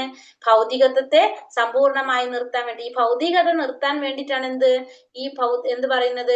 യോഗചര്യ പറഞ്ഞത്. അല്ലാതെ ഭൗതികമായിട്ടൊന്നും നേടാൻ വേണ്ടിയിട്ടുള്ളതല്ല ഈ യോഗചര്യ എന്ന് പറയുന്നത്. നാത്യസ്നതസ്തു യോഗോസ്തി നൈകാന്ത മനസ്നതഃ നാതി സ്വപ്നശീലസ്യ ജാഗ്രതോ നൈവ ചാർജുന. അർജുന, ഇനി എന്താ പറയുന്നത്? വളരെ കുറച്ചു മാത്രം ഭക്ഷിക്കുന്നവർക്കും ഏറെ ഭക്ഷിക്കുന്നവർക്കും ഉറക്കമില്ലാത്തവർക്കും വേണ്ടതിലേറെ ഉറങ്ങുന്നവർക്കും യോഗിയാവാൻ കഴിയില്ല. അർജുനനോട് പറയാണ്, കുറെ ഭക്ഷിക്കുന്നവർക്കും കുറച്ച് ഭക്ഷിക്കുന്നവർക്കും കുറെ ഉറങ്ങുന്നവർക്കും കുറച്ച് ഉറങ്ങുന്നവർക്കും എന്താവാൻ സാധിക്കില്ല? യോഗിയാവാനായിട്ട് സാധിക്കില്ല. അപ്പൊ കൃഷ്ണാവബോധം ഉദിച്ച ഒരു വ്യക്തി ധർമ്മശാസ്ത്ര പ്രോക്തങ്ങളായ ഉപവാസങ്ങൾ അനുഷ്ഠിക്കും. ആവശ്യമില്ലാതെ ഉപവസിക്കുകയോ ഏറെ ഭക്ഷണം കഴിക്കുകയോ ചെയ്യില്ല. അപ്പൊ കൃഷ്ണാവബോധം ഉദിച്ചൊരു വ്യക്തി എങ്ങനെയാണ്? ധർമ്മശാസ്ത്ര പ്രോക്തങ്ങളായിട്ടുള്ള ഉപവാസങ്ങൾ അനുഷ്ഠിക്കുകയും ചെയ്യും, ആവശ്യമില്ലാതെ ഉപവസിക്കുന്നില്ല, ഏറെ ഭക്ഷണം കഴിക്കുകയും ചെയ്യില്ല. എങ്ങനെയുള്ളവര്? കൃഷ്ണാവബോധം ഉദിച്ചൊരു വ്യക്തി. പക്ഷെ ഏറെ ഭക്ഷിക്കുന്നവൻ അല്ലെങ്കിൽ ഉറക്കത്തിൽ അധികം സ്വപ്നം കാണും, അപ്പൊ തന്മൂലം കുറെ ഉറങ്ങുകയും ചെയ്യും. സാധാരണ ഒരു വ്യക്തി എത്ര സമയം ഉറങ്ങിയാൽ മതി? 6 മണിക്കൂറിൽ കൂടുതൽ ഉറങ്ങേണ്ട ആവശ്യമില്ല, 6 മണിക്കൂർ ഉറങ്ങിയാൽ മതി. വേറെ ഭക്ഷിച്ചു കഴിഞ്ഞാൽ എന്താ സംഭവിക്കുക? കുറെ നമ്മൾ ഉറക്കത്തിൽ സ്വപ്നം കാണും, കുറെ ഉറങ്ങുകയും ചെയ്യും. അപ്പൊ നമുക്ക് ഉറങ്ങാനായിട്ട് 6 മണിക്കൂർ നമ്മൾ ഉറങ്ങിയാൽ മതി. കൃഷ്ണാവബോധം ഉദിച്ചൊരു വ്യക്തിയാണെങ്കിൽ ധർമ്മശാസ്ത്ര പ്രോക്തങ്ങളായിട്ട് ഉപവാസങ്ങളൊക്കെ അനുഷ്ഠിക്കും, ആവശ്യമില്ലാതെ എന്ത് ചെയ്യില്ല? ഉപവാസങ്ങൾ അനുഷ്ഠിക്കുകയില്ല. അതുപോലെ തന്നെ ഏറെ ഭക്ഷണവും കഴിക്കില്ല ആര്? കൃഷ്ണാവബോധത്തിലുള്ള വ്യക്തി. യുക്താഹാര വിഹാരസ്യ യുക്തചേഷ്ടസ്യ കർമ്മസു യുക്തസ്വപ്നാവബോധസ്യ യോഗോ ഭവതി ദുഃഖഃ. ആഹാരം, നിദ്ര, വിഹാരം, പ്രവൃത്തി എന്നിവയിൽ നിയന്ത്രണം പാലിക്കുന്നവന് യോഗ പരിശീലനം കൊണ്ട് സർവ്വ ദുഃഖങ്ങളും അകറ്റാൻ കഴിയും. അപ്പൊ എന്തൊക്കെ ശ്രദ്ധിക്കണം? ആഹാരം, നിദ്ര, വിഹാരം, പ്രവൃത്തി ഇത്തരം കാര്യങ്ങളിൽ നിയന്ത്രണം പാലിച്ചു കഴിഞ്ഞാൽ സർവ്വ ദുഃഖങ്ങളും അകറ്റാനായിട്ട് ആർക്ക് സാധിക്കും? ഒരു യോഗിക്ക് കഴിക്കും. ആഹാരം, നിദ്ര, വിഹാരം, പ്രവൃത്തി ഈ 4 കാര്യങ്ങളെ നിയന്ത്രിക്കാൻ സാധിച്ചു കഴിഞ്ഞാൽ യോഗാ പരിശീലനത്തിലൂടെ സർവ്വ ദുഃഖങ്ങളെയും അകറ്റാൻ ഒരു യോഗിക്ക് കഴിയും. ഭക്ഷണത്തെ സംബന്ധിച്ചിടത്തോളം കൃഷ്ണപ്രസാദം മാത്രം ഭക്ഷിക്കുന്ന പതിവ് കൊണ്ടേ നിയന്ത്രണം സാധ്യമാകൂ. അപ്പൊ ഭക്ഷണത്തെ എങ്ങനെ നമുക്ക് നിയന്ത്രിക്കാൻ സാധിക്കും? കൃഷ്ണപ്രസാദം മാത്രം കഴിക്കുള്ളൂ എന്ന് ചിന്തിച്ചാൽ നമുക്കത് മാറ്റാൻ സാധിക്കും. കൃഷ്ണാവബോധ പ്രേരിതങ്ങളായ പ്രവൃത്തികൾ നിറവേറ്റുന്നതിൽ എപ്പോഴും ജാഗരൂകനായ അയാൾ അനാവശ്യമായി ഉറങ്ങുന്നത് വലിയൊരു സമയ നഷ്ടമായിട്ടാണ് കരുതുക. അപ്പൊ കൃഷ്ണാവബോധത്തിൽ ഇരിക്കുന്ന ഒരു വ്യക്തി എങ്ങനെയായിരിക്കും? എപ്പോഴും പ്രവർത്തിച്ചുകൊണ്ടേയിരിക്കും. അപ്പൊ അങ്ങനെ ഒരു വ്യക്തിക്ക് കുറച്ച് സമയം കൂടുതൽ ഉറങ്ങിക്കഴിഞ്ഞാൽ എന്ത് തോന്നും? സമയം കുറെ പോയെന്ന്, സമയം നഷ്ടമായിട്ടാണ് തോന്നുന്നത്. അനാവശ്യമായിട്ട് ഉറങ്ങുന്നത് സമയം നഷ്ടമായിട്ട് കരുതും. പ്രവൃത്തിയെ സംബന്ധിച്ചാണെങ്കിലോ കൃഷ്ണാവബോധം മാറുന്ന വ്യക്തി എപ്പോഴും എന്ത് ചെയ്തുകൊണ്ടിരിക്കും? ഭഗവാന്റെ താല്പര്യത്തിനനുസരിച്ച് താല്പര്യം മുൻനിർത്തിക്കൊണ്ടുള്ള പ്രവൃത്തികളിലായിരിക്കും ഏർപ്പെട്ടുകൊണ്ടിരിക്കുന്നത് കൃഷ്ണാവബോധത്തിലുള്ള ഒരു വ്യക്തി. യഥാ വിനിയതം ചിത്തം ആത്മന്യേവാവതിഷ്ഠതേ നിസ്പൃഹ സർവകാമേഭ്യോ യുക്ത ഇത്യുച്യതേ തഥാ. യോഗാനുഷ്ഠാനം കൊണ്ട് മാനസിക പ്രവർത്തനങ്ങളെ നിയന്ത്രിച്ച് അതീന്ദ്രിയാവസ്ഥയിൽ സ്ഥിതി ചെയ്യുമ്പോൾ ഭൗതികമായ ആഗ്രഹങ്ങൾ വെടിഞ്ഞ് അയാളെ യോഗായുക്തൻ എന്ന് പറയാം. അപ്പൊ യോഗാനുഷ്ഠാനം കൊണ്ട് മാനസികമായ പ്രവർത്തനങ്ങളെ നിയന്ത്രിച്ച് അതീന്ദ്രിയാവസ്ഥയിൽ സ്ഥിതി ചെയ്യുമ്പോൾ ഭൗതികമായ ആഗ്രഹങ്ങളൊക്കെ വെടിഞ്ഞ് അയാളെ നമുക്ക് എന്ത് പറയാം? യോഗായുക്തൻ എന്ന് പറയാനായിട്ട് സാധിക്കും. അപ്പൊ യോഗാനുഷ്ഠാനം കൊണ്ട് മാനസികമായ പ്രവർത്തനങ്ങളെ നിയന്ത്രിച്ച് അതീന്ദ്രിയമായ അവസ്ഥയിൽ സ്ഥിതി ചെയ്യാം. യോഗാനുഷ്ഠാനം കൊണ്ട് നമുക്ക് എന്ത് സാധിച്ചു? മാനസിക പ്രവർത്തനങ്ങളെ നിയന്ത്രിക്കാൻ സാധിച്ചു, അതീന്ദ്രിയ അവസ്ഥയിൽ സ്ഥിതി ചെയ്യാൻ സാധിച്ചു. ഭൗതികമായ ആഗ്രഹങ്ങൾ വെടിഞ്ഞ ആ വ്യക്തിയെ നമ്മൾ എന്ത് പറയും? യോഗായുക്തൻ എന്ന് പറയും. ഇന്ദ്രിയങ്ങളും മനസ്സും എപ്പോഴും സ്വപ്രവർത്തികളിൽ വ്യാപൃതമാക്കാൻ ശ്രമിക്കും. വെറും പരിത്യാഗം പ്രായോഗികമല്ല. അതിനാൽ സാമാന്യ ജനങ്ങൾക്ക്, വിശേഷിച്ചും സന്യാസ ജീവിതം സ്വീകരിക്കാത്തവർക്ക് ഇന്ദ്രിയങ്ങളെയും മനസ്സിനെയും അതീന്ദ്രിയ വൃത്തികളിൽ വ്യാപരിപ്പിക്കുന്നത് പൂർണ്ണമായ ആധ്യാത്മിക നേട്ടത്തിനുള്ള പ്രക്രിയയാണ്. ഇതിനെ ഭഗവത്ഗീത യുക്തം എന്ന് വിശേഷിപ്പിക്കുന്നു. ഉദാഹരണം അംബരീഷ് മഹാരാജാവ്. അപ്പൊ ഇന്ദ്രിയങ്ങളും മനസ്സും എപ്പോഴും നമ്മൾ എന്ത് ചെയ്യും? സ്വപ്രവർത്തികളിൽ വ്യാപരിപ്പിക്കാൻ ശ്രമിക്കും. അതെന്തല്ല? പരിത്യാഗമല്ല. അതുകൊണ്ട് എന്താണ്? സാമാന്യ ജനങ്ങൾക്ക്, വിശേഷിച്ചും സന്യാസ ജീവിതം സ്വീകരിക്കാത്തവർക്ക് ഇന്ദ്രിയങ്ങളെയും മനസ്സിനെയും എന്ത് ചെയ്യണം? അതീന്ദ്രിയമായ വൃത്തികളിൽ വ്യാപരിപ്പിക്കുക. അതായത് ഭഗവത് സേവനത്തിൽ വ്യാപരിപ്പിച്ചു കഴിഞ്ഞാല് അതിലൂടെ ആധ്യാത്മിക നേട്ടം ചെയ്യുന്ന പ്രക്രിയ, അതിനെയാണ് നമ്മൾ ഭഗവത്ഗീതയിൽ എന്ത് പറയുന്നത്? യുക്തം എന്ന് വിശേഷിപ്പിക്കുന്നത്. അതായത് ഇന്ദ്രിയങ്ങളെയും മനസ്സിനെയും അതീന്ദ്രിയ അതീന്ദ്രിയ വൃത്തികളിൽ വ്യാപരിപ്പിച്ചുകൊണ്ട് ആധ്യാത്മിക നേട്ടത്തിന്, പൂർണ്ണമായിട്ടുള്ള ആധ്യാത്മിക നേട്ടത്തിനുള്ള പ്രക്രിയയാണ് ഭഗവത്ഗീത യുക്തം എന്ന് പറയുന്നത്. ഉദാഹരണം ആരാണ്? അംബരീഷ് മഹാരാജാവ്. യഥാ ദീപോ നിവാതസ്തോ നേങ്കതേ സോപമാ സ്മൃത യോഗിനോ യഥചിത്തസ്യ യുഞ്ചതോ യോഗമാത്മനഃ. സ്വസ്ഥനായി ഭഗവത് ധ്യാനത്തിൽ നിരന്തരം മുഴുകിയിരിക്കുന്ന ഒരു യഥാർത്ഥ കൃഷ്ണഭക്തൻ കാറ്റുകടക്കാതെ സ്ഥലത്ത് വെച്ച ദീപനാളം പോലെ അചഞ്ചലനായിരിക്കും. അപ്പൊ സ്വസ്ഥനായിട്ട് ഭഗവത് ധ്യാനത്തിൽ നിരന്തരം മുഴുകിയിരിക്കുന്ന ഒരു യഥാർത്ഥ കൃഷ്ണഭക്തൻ എങ്ങനെയായിരിക്കും? കാറ്റ് കടക്കാത്ത സ്ഥലത്ത് വെച്ച ദീപനാളം പോലെ അചഞ്ചലനായിരിക്കും. കാറ്റ് കടക്കാത്ത സ്ഥലത്ത് ഇരിക്കുന്ന ദീപനാളം എങ്ങനെയാണ്? അതിങ്ങനെ കത്തിക്കൊണ്ടേയിരിക്കില്ല, അങ്ങോട്ടും ഇങ്ങോട്ടും അനങ്ങാതെ കത്തിക്കും. അതേപോലെ ആയിരിക്കും ആര്? ഒരു യഥാർത്ഥ കൃഷ്ണ ഭക്തൻ. എപ്പോഴും ഒരു ഭക്തൻ അങ്ങനെയായിരിക്കും, അചഞ്ചലനായിരിക്കും ഒരു ഭക്തൻ. യത്രോ പരമത്തെ ചിത്തം നിരുദ്ധം യോഗ സേവയാ യത്ര ചൈവാത്മനാത്മാനം പശ്യന്നാത്മനി തുഷ്യതി സുഖമാത്യന്തികം യത്തത് ബുദ്ധിഗ്രാഹ്യമതീന്ദ്രിയം വേത്തി യത്രാന ചൈവായം സ്ഥിതശ്ചലതി തത്വതഃ യം ലബ്ധ്വാ ചാപരം ലാഭം മന്യതേനാധികം തതഃ യസ്മിൻ സ്ഥിതോ ന ദുഃഖേന ഗുരുണാപി വിചാല്യത്തെ തം വിദ്യാ ദുഃഖ സംയോഗം വിയോഗം യോഗ സംചിതം. സമാധി എന്ന പരിപൂർണാവസ്ഥയിൽ മനസ്സ് യോഗാനുഷ്ഠാനം മൂലം ഭൗതികങ്ങളായ മനോവൃത്തികളിൽ നിന്നും തികച്ചും പിന്മാറിയിരിക്കും. ഇപ്പൊ സമാധി എന്ന അവസ്ഥയിൽ എങ്ങനെയാണ്? യോഗാനുഷ്ഠാനം കൊണ്ട് മനസ്സ് എങ്ങനെയായിരിക്കും? മനോപ്രവർത്തികളിൽ നിന്നെല്ലാം പിന്മാറിയിരിക്കും. നിർമ്മലമായ മനസ്സുകൊണ്ട് ആത്മാവിനെ സാക്ഷാത്കരിച്ച് ആത്മാവിൽ ആനന്ദം കൊള്ളാനുള്ള കഴിവ് പൂർണ്ണാവസ്ഥയിൽ സ്വാഭാവികമായിട്ടുണ്ടാവും. ആത്മാരാമൻ, ആത്മാവില് ആനന്ദം കൊള്ളാനുള്ള കഴിവ് അങ്ങനെയുള്ളവർക്ക് ഉണ്ടാവും. സമാധിയിൽ എത്തിയ ഒരു വ്യക്തിക്ക് ആനന്ദഭരിതമായ ആ നിലയിൽ അളവറ്റ അതീന്ദ്രിയ സുഖമാണ് അയാൾക്ക് അനുഭവപ്പെടാനായിട്ട് സാധിക്കുന്നത്. അങ്ങനെ ആയാൽ തന്നെ ഒരിക്കലും എന്താണ്? സത്യത്തിൽ നിന്ന് വ്യതിചലിക്കേണ്ടി വരില്ല. പിന്നെ മാത്രല്ല ഇതിനും വലിയൊരു നേട്ടം ഇല്ല എന്ന് അയാൾക്ക് ബോധ്യപ്പെടുകയും ചെയ്യും. ഏതൊരു സാഹചര്യത്തിലും ഏതൊരു ആപത്ഘട്ടത്തിലും അയാൾ ഒരിക്കലും എന്തുണ്ടാവില്ല? പ്രക്ഷുബ്ധനാവുന്നില്ല. ഭൗതികമായിട്ടുള്ള ബന്ധനങ്ങളിൽ നിന്നുളവാകുന്ന ക്ലേശങ്ങളിൽ നിന്നും അയാൾക്ക് എന്തുണ്ടാവും? യഥാർത്ഥത്തില് മോചനം ലഭിക്കാനായിട്ട് സാധിക്കും. എങ്ങനെയുള്ള ആളാണ്? സമാധിയിൽ ആ പരിപൂർണ അവസ്ഥയിൽ എത്തിക്കഴിഞ്ഞാലുള്ള വ്യക്തി. ഭൗതികതയിൽ നിന്നുള്ള വിരാമം അഥവാ നിർവ്വാണത്തിന് ശേഷവും കൃഷ്ണാവബോധം എന്നറിയപ്പെടുന്ന ആധ്യാത്മിക ഭഗവത് സേവനങ്ങൾ തുടരുന്നു. യോഗത്തിന്റെ ഉപോൽപ്പന്നങ്ങളിൽ ആസക്തരായവർക്ക് ഒരിക്കലും ഈ ക്ലാശത്തിൽ പറഞ്ഞതുപോലെ പൂർണ്ണത നേടാൻ സാധിക്കില്ല. അപ്പൊ നേരെ മറിച്ച് യോഗിയാകുമ്പോൾ നമ്മൾ യോഗം പ്രാക്ടീസ് ചെയ്തുകൊണ്ടിരിക്കുമ്പോൾ എന്താണ്? കുറെ ഉപോൽപ്പന്നങ്ങൾ കിട്ടും. നമ്മൾ കുറെ ചെയ്തുകൊണ്ടിരിക്കുമ്പോൾ നമുക്ക് കുറെ കഴിവുകൾ വരും. കഴിവുകൾ വരുമ്പോ എന്താണ്, മറ്റുള്ളവർ നമ്മളെ അത് കാണുമ്പോൾ നമ്മൾ പ്രശംസിക്കും. അപ്പൊ നമ്മൾ ആ പ്രശംസയിലൊക്കെ വീണ് പോയി കഴിഞ്ഞാൽ എന്താ സംഭവിക്കുക? അതാണ് യോഗത്തിന്റെ ഉപോൽപ്പന്നങ്ങൾ എന്ന് പറയുന്നത്. അതിൽ വീണ് പോയി കഴിഞ്ഞാൽ നമ്മൾ പിന്നെ പരിപൂർണത നേടാൻ സാധിക്കില്ല. നമുക്ക് അവിടെ എന്ത് വന്നു? നമ്മളവിടെ നമ്മുടെ വഴി തെറ്റിപ്പോവും പെട്ടെന്ന്. അപ്പൊ അതുകൊണ്ട് നമുക്ക് എന്ത് സാധിക്കില്ല? പരിപൂർണത നേടാനായിട്ട് സാധിക്കില്ല. നിർത്തട്ടെ ഇവിടെ വെച്ചിട്ട്. ഹരേ കൃഷ്ണ. 23 23 അല്ലേ? നിർത്തട്ടെ.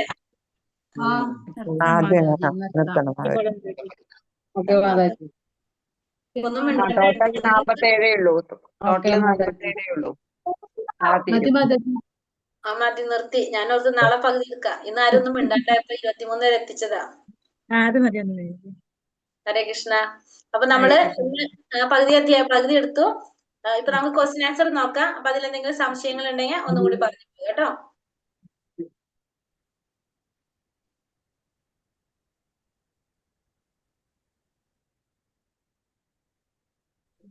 രണ്ടാമത്തെ ചോദ്യം എന്താണ്? ആത്മീയ വികസനത്തിന്റെ ഗോവണി എന്താണ്? ഏതൊക്കെയാണ്?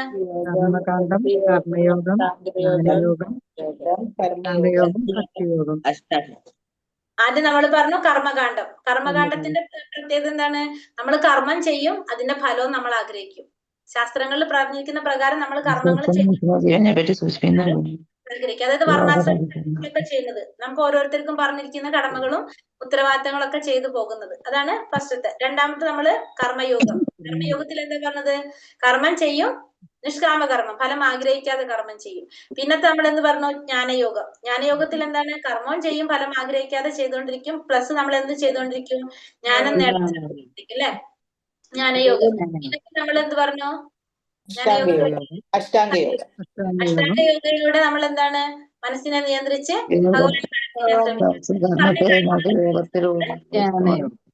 ഈ പറഞ്ഞ കാര്യങ്ങളിൽ കൂടെ അഷ്ടാംഗയോഗം പ്രാക്ടീസ് ചെയ്യാൻ നോക്കണം. അത് കഴിഞ്ഞിട്ട് ഏറ്റവും ലാസ്റ്റ് നമ്മൾ എന്ത് കണ്ടു? ഭക്തിയോഗം. ഉത്കൃഷ്ടമായിട്ടുള്ളത് എന്താണ്? ഭക്തിയോഗമാണ്. അതായത് നമുക്ക് ഉദാഹരണം പെട്ടെന്ന് മനസ്സിലാക്കാം. സ്റ്റെപ്പ് കയറി പോണതും ലിഫ്റ്റിൽ പോണതും. സ്റ്റെപ്പ് കയറി പോകുമ്പോ ചിലപ്പോ നമ്മൾ പകുതി എത്തുമ്പോ തളരുമ്പോ അവിടെ ഇരിക്കും, പിന്നെ മുകളിലേക്ക് പോകില്ല നമ്മള്. എന്നിട്ട് പിന്നെ പതുക്കെ താഴ്ത്തിക്ക് ഇറങ്ങി വരും, ഇനി കയറാൻ വയ്യാന്ന് പറഞ്ഞിട്ട്. അങ്ങനെ സംഭവിക്കും. പക്ഷെ ലിഫ്റ്റിൽ പോകുമ്പോൾ എന്താണ്? ഇതൊന്നും സംഭവിക്കില്ല, നേരെ നമ്മൾ മുകളിലേക്ക് തന്നെ പോകും അല്ലെ? അപ്പൊ ഏറ്റവും നല്ലത് ഏതാണ്? ഭക്തിയോഗമാണ് നമുക്ക് ചെയ്യാനായിട്ട് സാധിക്കാൻ. ഭക്തിയോഗം എന്ന് പറഞ്ഞാല് നമ്മുടെ ഇന്ദ്രിയങ്ങളെല്ലാം എന്തിനു ചെയ്യാണ്? ഭഗവാന്റെ സേവനത്തിൽ മുഴുകിക്കുക. അപ്പൊ നമുക്ക് ഇന്ദ്രിയങ്ങളെ നിയന്ത്രിക്കാനായിട്ട് എളുപ്പമായിരിക്കും അത് ഭഗവത് സേവനത്തിൽ മുഴുകിക്കൊണ്ടിരിക്കുമ്പോ. അതാണ് പറയുന്നത്. അടുത്തത് യോഗാരൂഢൻ ആരാണ്? ഭൗതിക തൃഷ്ണകളെല്ലാം ത്യജിച്ച് ഇന്ദ്രിയ സുഖങ്ങൾക്ക് വേണ്ടിയോ ഫലം ഉദ്ദേശിച്ചോ യാതൊന്നും പ്രവർത്തിക്കാത്ത ആളെ യോഗാരൂഢൻ എന്ന് പറയുന്നു. ഭൗതികമായിട്ടുള്ള ആഗ്രഹങ്ങളെല്ലാം ത്യജിച്ച് ഇന്ദ്രിയ സുഖങ്ങൾക്ക് വേണ്ടിയോ ഫലം ഉദ്ദേശിച്ചോ പ്രവർത്തിക്കാത്ത വ്യക്തിയാണ് ആര്? യോഗാരൂഢൻ. മനസ്സിന്റെ 6 ശത്രുക്കൾ ഏതൊക്കെയാണ്? കാമം, ക്രോധം, ലോഭം, കാമം,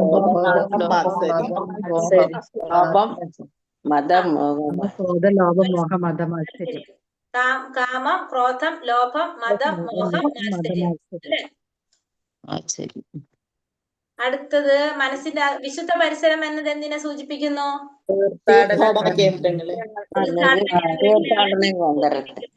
കലിയുഗത്തിലെ ജനങ്ങളെ കുറിച്ച് ബൃഹന്നാരദീയ പുരാണത്തിൽ പറയുന്നത് എന്താണ്? അല്പായുസുകളും ആത്മീയബോധം കുറഞ്ഞവരും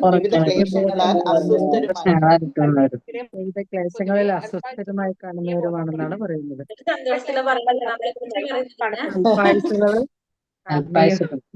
കുറഞ്ഞവര് ഭാഗവതത്തിൽ പറയണ എന്താ അറിയോ? പ്രായണ അല്പായുസ സഭ്യ കലാവസ്മി യുഗേ ജനവ മന്ദാസുമന്ത മതയ മന്ദഭാഗ്യോ ഹി ഭദ്രുത എന്ന് പറയുന്നത്. അതായത് കലിയുഗത്തിലെ ജനങ്ങൾ എങ്ങനെയുള്ളവരാണ്? അല്പായുസുക്കളാണ്, വഴക്കാളികളാണ്, മടിയന്മാരാണ്, തെറ്റായ വഴിയിൽ നയിക്കപ്പെടുന്നവരാണ്, നിർഭാഗ്യവന്മാരാണ്, സദാ ആകുലരാണെന്ന് ഭാഗവതത്തിൽ പറയുന്നത് അങ്ങനെയാ. നമ്മള് കാണുന്നതിന് മുന്നേ ഇതൊക്കെ എഴുതി വെച്ചു. ഒരു വ്യത്യാസം ഇല്ലല്ലേ? വ്യാസമാഷിക്ക് തെറ്റിയിട്ടില്ല ഒട്ടും. തെറ്റിയിട്ടില്ല. അപ്പൊ അതായത് ഭാഗവതം 1-ാമത്തെ സ്കന്ധം 1-ാം അധ്യായം 10-ാമത്തെ ശ്ലോകത്തിൽ പറയുന്നതാണത് കലിയുഗത്തിലെ ജനങ്ങള് അല്പായുസുക്കളാണ്, വഴക്കാളികളാണ്, മടിയന്മാരാണ്, തെറ്റായ വഴിയിൽ നയിക്കപ്പെടുന്നവരും നിർഭാഗ്യവന്മാരും സദാകുലരുമാണ്. അതുകൊണ്ടാണ് ഭഗവാൻ അത് മനസ്സിലായതുകൊണ്ട് ഭഗവാൻ എന്ത് ചെയ്തു? ചൈതന്യ മഹാപ്രഭു ആയിട്ട് അവതരിച്ചിട്ട്, മടിയന്മാരാണല്ലോ നമ്മളോട് ഈ പറഞ്ഞ പോലെ യജ്ഞം ചെയ്യാനും പിന്നെ തപസ് ചെയ്യാനൊക്കെ പറഞ്ഞാൽ നമ്മളിതൊന്നും ചെയ്യില്ല. അതുകൊണ്ട് എന്ത് പറഞ്ഞു? നാമം ജപിച്ചാൽ മാത്രം മതി, നിങ്ങൾ വേറെ ഒന്നും ചെയ്യണ്ടെന്ന് പറഞ്ഞു അല്ലെ. അതും പറഞ്ഞു. ഹരേ കൃഷ്ണ മഹാമന്ത്രം നമുക്ക് എന്താക്കി തന്നു? ഹരേ രാമ മന്ത്രത്തിനെ വേദമന്ത്രത്തിന് റിലീസ് ചെയ്ത് ഹരേ കൃഷ്ണ ആക്കി തന്നു. കാരണം ഹരേ രാമ മന്ത്രം ചെല്ലണമെങ്കിൽ എന്താണ്? നമ്മളെ ശാസ്ത്രത്തിൽ പറഞ്ഞിരിക്കുന്ന പോലെ ആ നിബന്ധനകളുണ്ട്, അത് വെച്ചിട്ട് വേണം നമുക്ക് ചെയ്യാൻ. നമുക്കത് തെറ്റിക്കാൻ പറ്റില്ല. അപ്പൊ വേദമന്ത്രത്തിന് മാറ്റി തന്നു. അപ്പൊ അവിടെ എന്തില്ലാണ്ടായി? നിബന്ധനകൾ ഇല്ലാതായി വന്നു. അല്ലെങ്കിൽ നമ്മൾ രാവിലെ ശാസ്ത്രത്തിൽ പറഞ്ഞ പോലെ കുളിച്ച് നല്ല ഇതായിട്ടൊക്കെ ഇരുന്നിട്ട് ചെയ്യണം എന്ന് പറഞ്ഞാൽ നമ്മൾ ചെയ്യില്ല, നാമം ജപിക്കല് നിർത്തും നമ്മള്. അപ്പൊ അതുകൊണ്ട് അതിനും ഭഗവാൻ എന്ത് ചെയ്ത് സോൾവ് ചെയ്തു തന്നു? നിങ്ങൾ എന്ത് ചെയ്താൽ മതി? നാമം ജപിച്ചാൽ മതി. അപ്പൊ ചൈതന്യ മഹാപ്രഭുവായിട്ട് ഭഗവാൻ അവതരിച്ചിട്ട് എന്ത് ചെയ്തു? ആ വേദമന്ത്രത്തിന് അങ്ങോട്ട് ഹരേ കൃഷ്ണ മഹാമന്ത്രം, ഹരേ രാമ മന്ത്രത്തിനെ റിലീസ് ചെയ്ത് ഹരേ കൃഷ്ണ എന്നാക്കിയിട്ട് തന്നു. അപ്പൊ വേദമന്ത്രത്തിന് മാറിയത്. ഇപ്പൊ നമുക്ക് നിയമങ്ങളും നിബന്ധനകളും ഒന്നുമില്ല. ഇഷ്ടമുള്ള കുളിച്ചിട്ട് ചെയ്യേ, കുളിക്കാതെ ചെയ്യേ, ഉറങ്ങിക്കൊണ്ട് ചെയ്യേ, ഉറങ്ങാതെ ചെയ്യേ, എങ്ങനെ വേണമെങ്കിലും ചെയ്തോളാൻ പറഞ്ഞു നമ്മളോട് അല്ലെ. കാരണം അങ്ങനെയെങ്കിലും നമ്മളത് ചെയ്യട്ടെ എന്ന് പറഞ്ഞു. കാരണം കലിയുഗത്തില് എന്ത് മാത്രമേ നമുക്ക് ചെയ്യാൻ പറ്റുള്ളൂ? നാമജപം മാത്രമേ ചെയ്യാൻ പറ്റുള്ളൂ. ബാക്കി നമ്മളെ സ്വഭാവം അങ്ങനെയാണ്. പ്ലസ് നമുക്ക് എന്താണ് കലിയുഗത്തില് ആ ചെയ്യാനായിട്ടൊന്നും ശുദ്ധരായിട്ടുള്ള വ്യക്തികൾ ഉണ്ടാവില്ല, കാര്യങ്ങൾ ഉണ്ടാവില്ല, ഒന്നും ഉണ്ടാവില്ല. അപ്പൊ അതിനെല്ലാത്തിനും കൂടി നമുക്ക് എന്ത് ചെയ്യാം? നാമം ജപിക്കാം. അപ്പൊ ഏറ്റവും കൂടുതൽ കലിയുഗത്തിൽ നമ്മൾ ചെയ്യേണ്ടത് എന്താണ്? നാമം ജപിക്കാൻ. അതിന് നമുക്ക് ഒരു സംശയവും വേണ്ട. നിങ്ങളിപ്പോ നാളെ തൊട്ട് ക്ലാസ് നിർത്തിയാലും നാമജപം നിർത്തരുത് ഒരാളും. നമുക്കത് മനസ്സിലാക്കി തന്നു കഴിഞ്ഞാൽ നമ്മൾ എന്ത് ചെയ്യും? ഇപ്പൊ ഭഗവത്ഗീത ചിലപ്പോൾ പഠിക്കലും നമ്മൾ നിർത്തിപ്പോയാലും ഹരേ കൃഷ്ണ മഹാമന്ത്രം ചൊല്ലൽ ഒരാള് നിർത്തരുത്. എല്ലാവരും അത് ചെയ്തുകൊണ്ടിരിക്കണം. അത് ചെയ്തുകൊണ്ടിരിക്കുക. ക്ലാസ് നിർത്താൻ വേണ്ടിയിട്ടല്ല പറയണത്. പക്ഷെ നമ്മളെ മനസ്സിൽ എപ്പോഴും ഉണ്ടാവണം നാമജപം. നമുക്കതൊരു കച്ചിത്തുരുമ്പാണ് അത് ശരിക്കും. അത് നമുക്ക് കിട്ടിക്കഴിഞ്ഞാല് നമ്മൾ അത് ചെയ്തുകൊണ്ടേ ഇരിക്കുക. പറ്റാവുന്നിടത്തോളം നാമജപം പതുക്കെ പതുക്കെ നാമജപം കൂട്ടിക്കൊണ്ടിരിക്കണം. എല്ലാവരും ഒന്നീന്ന് കേറി എല്ലാവരും? അത് ചോദിക്കട്ടെ. ഒന്നീന്ന് കേറിയിട്ടുണ്ട് അല്ലേ? നാലെത്തി സമാധാനം കിട്ടി തുടങ്ങിയവരുണ്ടോ? നാലുമലെത്തിയിട്ട് നാലുമലെത്തിട്ട് സമാധാനം കിട്ടി തുടങ്ങിയവരുണ്ടോ? സമാധാനം ഉണ്ട്. ബുദ്ധിമുട്ടൂല മാതാജി. ഒരു സന്തോഷമുണ്ട് മാതാജി. ഇനി സന്തോഷം കിട്ടണമെങ്കിൽ രാവിലെ മംഗളാരതി കൊണ്ട് കേൾക്കും മാതാജി. ഭയങ്കര സന്തോഷമായിരിക്കും. ഏതൊരാവശ്യത്തിന് പോയാലും ബുദ്ധിമുട്ടിക്കില്ല. അതെ, അത് ശരിയാ മാതാജി പറഞ്ഞ കറക്റ്റ്. അതെന്താന്നറിയോ? ജപിക്കുമ്പോ നമ്മുടെ ചുറ്റൊരു വലയം വരും. നമ്മള് പോലും അറിയാതെ നമ്മളെ ചുറ്റൊരു വലയം വരും, ഭഗവാന്റെ വലയം. എപ്പോഴും നമ്മളിന്ന് വിളിച്ചോണ്ടിരിക്കല്ലോ ഭഗവാനെ. വേറെ ഓപ്ഷൻ ഇല്ലേ ഭഗവാന്? കാരണം വെച്ചാൽ എന്തെങ്കിലും പ്രശ്നം വന്നാൽ അപ്പോഴും വിളിക്കും നമ്മള്. അപ്പൊ അതുകൊണ്ട് ഭഗവാൻ എന്ത് ചെയ്യും? ആദ്യമേ തന്നെ നമ്മുടെ ചുറ്റൊരു വലയാക്കി വെക്കും. അപ്പൊ പിന്നെ ബസ്സിലാണെങ്കിൽ പോലും നമുക്കൊരു സീറ്റ് എങ്ങനെയെങ്കിലും കിട്ടും മാതാജി. അങ്ങനെയാണ് എല്ലാവർക്കും നമ്മൾ ആഗ്രഹിക്കുന്ന കാര്യം നടത്തി തരും. നമ്മളിപ്പോ സീറ്റ് ആഗ്രഹിച്ച സീറ്റ് തരും, ഭക്ഷണം ആഗ്രഹിച്ച ഭക്ഷണം തരും. നമ്മൾ എന്താണ് ആഗ്രഹിക്കുന്നത്? അപ്പൊ നമ്മൾ ഭക്തി ആഗ്രഹിക്കുക, അത് ആഗ്രഹിക്കുക അതിന്റെ കൂടെ കേട്ടോ. ഭക്തി ആഗ്രഹിക്കുമ്പോ പിന്നെ നമ്മൾ സ്പെഷ്യൽ ആയിട്ട് ഓരോന്ന് എടുത്തെടുത്ത് പറയേണ്ടി വരില്ല. എനിക്ക് വീട്ടിൽ സമാധാനം വേണം, എനിക്ക് എന്റെ മക്കളൊക്കെ നന്നായിട്ട് പഠിച്ച് നല്ല രീതിയിൽ എത്തണം, എന്റെ വീട്ടിൽ ഭയങ്കര സുഖം ഉണ്ടാവണം, സ്വസ്ഥത ഉണ്ടാവണം. ഇതൊന്നും നമ്മൾ പ്രത്യേകം എണ്ണി പറയേണ്ടി വരില്ല. എന്ത് മാത്രം പ്രാർത്ഥിച്ചാൽ മതി? ഭക്തി ഉണ്ടാവാൻ വേണ്ടി മാത്രം പ്രാർത്ഥിച്ചാൽ മതി. തന്നെത്താനെ വരും ഒക്കെ. അപ്പൊ നമ്മൾ എന്ത് ചെയ്യാം? നാമജപത്തിന്റെ എണ്ണം കൂട്ടിക്കൊണ്ടുവരാം. പിന്നെ രാവിലെ മംഗളാരതി കയറാനായിട്ട് രാവിലെ എഴുന്നേൽക്കാത്തവരൊക്കെ പതുക്കെ പതുക്കെ പൊങ്ങി തുടങ്ങാം. നമ്മള് പതുക്കെ പതുക്കെ കയറാനായിട്ട് ശ്രമിക്കുക. ഭാഗവതം ക്ലാസ്സിൽ കയറാനായിട്ട് ശ്രമിക്കുക രാവിലെ. കാരണം നമ്മളെ ലക്ഷ്യം പഞ്ചാംഗ ഭക്തി പ്രാക്ടീസ് ചെയ്യാന്നുള്ളത്. 5 കാര്യങ്ങളാണല്ലേ നമുക്ക് മെയിൻ ആയിട്ട് വേണ്ടത്. എന്തൊക്കെയാണെന്ന് ഓർമ്മയുണ്ടോ? വിഗ്രഹാരാധന, നാമജപം, ഭാഗവത ശ്രവണം, സത്സംഗം, നമ്മുടെ ലെവൽ 3 ഭക്തിരസാമൃത സിന്ധുവിൽ പഠിക്കുന്ന കാര്യങ്ങളാണ്. നിങ്ങൾ ഇവിടെ തന്നെ പഠിച്ചു. അത് അങ്ങനെ നമുക്ക് അതെന്ത് ചെയ്യാം? പ്രാക്ടീസ് ചെയ്യാം പതുക്കെ. അത് നമ്മളിപ്പോ 3ാമത്തെ ലെവലിലാണ് നമ്മളിത് പഠിക്കുക. പക്ഷെ മാതാജി, എനിക്ക് മംഗളാരതിയിൽ കയറാൻ പറ്റില്ല. അത് എന്താ ചെയ്യേണ്ടത്? അലാറം വെച്ച് ഉണർന്നാ മതി മാതാജി. അലാറം വെക്കാൻ 4:30 എണീക്കുക. അതേ അതെ. പറ്റൂ. നാളേക്ക് നല്ല ഉറക്കം വരുന്ന സമയം അല്ലെങ്കിൽ ഉറങ്ങി പോവാണ്. ചിലത് 4:25 ഒരു അലാറം വെക്കുക, അന്നേരം രാത്രി ഉണർന്നില്ലാത്ത ഒരുപാട് വൈകിട്ടാവും ഉറക്കം വരില്ല, അതുകൊണ്ടാ. ഞാൻ രാത്രി ഉറക്കമില്ല. നാല് ദിവസം അലാറം വെച്ചാൽ 5-ാമത്തെ ദിവസം തനിയെ എണീറ്റു. ഞാൻ ഓർത്ത് ലിങ്കിന്റെ പ്രശ്നമാണ്. മാതാജി എണീക്കാത്തോണ്ട് എനിക്ക് മനസ്സിലായി, അവിടെ മാതാജിക്ക് മനസ്സിലായി. 4 ദിവസം അലാറം വെക്കുക, 5-ാമത്തെ ദിവസം തനിയെ ഭഗവാൻ എണീപ്പിച്ചോളൂ. അതെ, നാളെ എന്താ അതെ, എഴുന്നേൽക്കും, വന്നിട്ട് കിടന്ന് ഉറങ്ങിക്കോ. അത് കഴിഞ്ഞിട്ട് മാതാജി വീണ്ടും കിടന്ന് ഉറങ്ങിക്കോ കുറച്ചു നേരം കൂടിയിട്ട്. കുഴപ്പമില്ല, മംഗളാരത്തി ഒക്കെ കഴിഞ്ഞിട്ട് കുറച്ചു നേരം കൂടി ഉറങ്ങിക്കോ, കുഴപ്പമില്ല. ഉറങ്ങാവോ? എഴുന്നേൽക്കുള്ളൂ. എഴുന്നേറ്റിട്ട് മംഗളാരതി കാണാൻ നോക്കാം. ഭഗവാനെ വീട്ടിലിരുന്നിട്ട് എത്ര ഭംഗിയിൽ നല്ല ദർശനം കിട്ടാല്ല നമുക്ക്. ഭയങ്കര നമുക്ക് സന്തോഷം കിട്ടും മംഗളാരതി അറ്റൻഡ് ചെയ്യുമ്പോ. എന്തോരം പേരാ വരുന്നത്. അപ്പൊ നമ്മളൊരു എനിക്കത് കിട്ടുന്നില്ല, അതെന്തുകൊണ്ടാണ്? മാതാജി എഴുന്നേൽക്കും. അതായത് 4:25 ആദ്യത്തെ അലാറം വെക്കുക. അത് കഴിഞ്ഞ് തന്നെ അത് എഴുന്നേറ്റില്ലെങ്കിൽ പിന്നെ തന്നെ അലാറം അടിച്ചോളും 4:30 വരെ. 4:35 വരെ അടിക്കും. ലിങ്ക് കിട്ടുന്നില്ല, അതെന്താ? ലിങ്ക് കിട്ടാൻ മാതാജി മലയാളത്തിന്റെ ഗ്രൂപ്പിലുണ്ടോ? ലിങ്ക് അവിടെ ഇടാറുണ്ട്. ഗ്രൂപ്പിലുണ്ട്. അവിടെ ലിങ്ക് ഇടാറുണ്ടല്ലോ മാതാജി. എനിക്ക് കിട്ടും. ഞാൻ എല്ലാ ദിവസവും ട്രൈ ചെയ്യലുണ്ട്. മാതാജി. മാതാജിക്ക് എന്റെ നമ്പർ അറിയാം. എനിക്കൊന്ന് മെസ്സേജ് ഇടാം, ഞാൻ നോക്കട്ടെ മാതാജി ഗ്രൂപ്പിലുണ്ടോന്ന്. ഞാൻ മെസ്സേജ് ഇട്ടായിരുന്നല്ലോ. ഒന്നും കൂടി മാതാജിയുടെ കുഴപ്പമല്ല. അല്ല, ഞാൻ ചോദിക്കട്ടെ, മാതാജി ആ ഗ്രൂപ്പിലുണ്ടെങ്കിൽ അവിടെ ഒരു നമ്പറും കൂടി വരുന്നുണ്ട്. ഇപ്പൊ ഞാൻ നമ്പറും കൂടി ഇട്ടുതരാം. ഇനി അതിൽ കയറാൻ സാധിക്കില്ല, നിങ്ങൾ ID കൊടുക്കുക.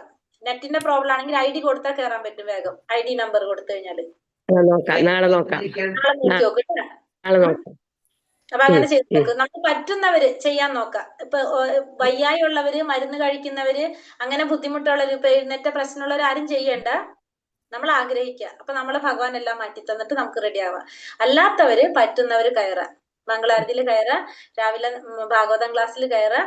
നമുക്ക് അവിടെ ഈ 4-5 കാര്യങ്ങൾ ഒരുമിച്ച് പിന്നെ വീട്ടിൽ നമ്മളെ മധുരയാക്കി മാറ്റാനും പറ്റും. നമുക്ക് എല്ലാം നമുക്ക് ഈ കുറച്ച് സമയം കൊണ്ട് 7 മണിക്കുള്ളിൽ നമുക്ക് ഇതൊക്കെ കഴിഞ്ഞിട്ടുണ്ടാവും. 6 മണിക്കുള്ളിൽ എല്ലാം നടക്കും. അപ്പൊ പറ്റുന്നവര് ചെയ്യാം. പതുക്കെ പതുക്കെ നമുക്ക് ഭക്തിയിലേക്ക് ഇങ്ങനെ സ്റ്റെപ്പായിട്ട് പോയിക്കൊണ്ടിരിക്കാം. ഹരേ കൃഷ്ണ.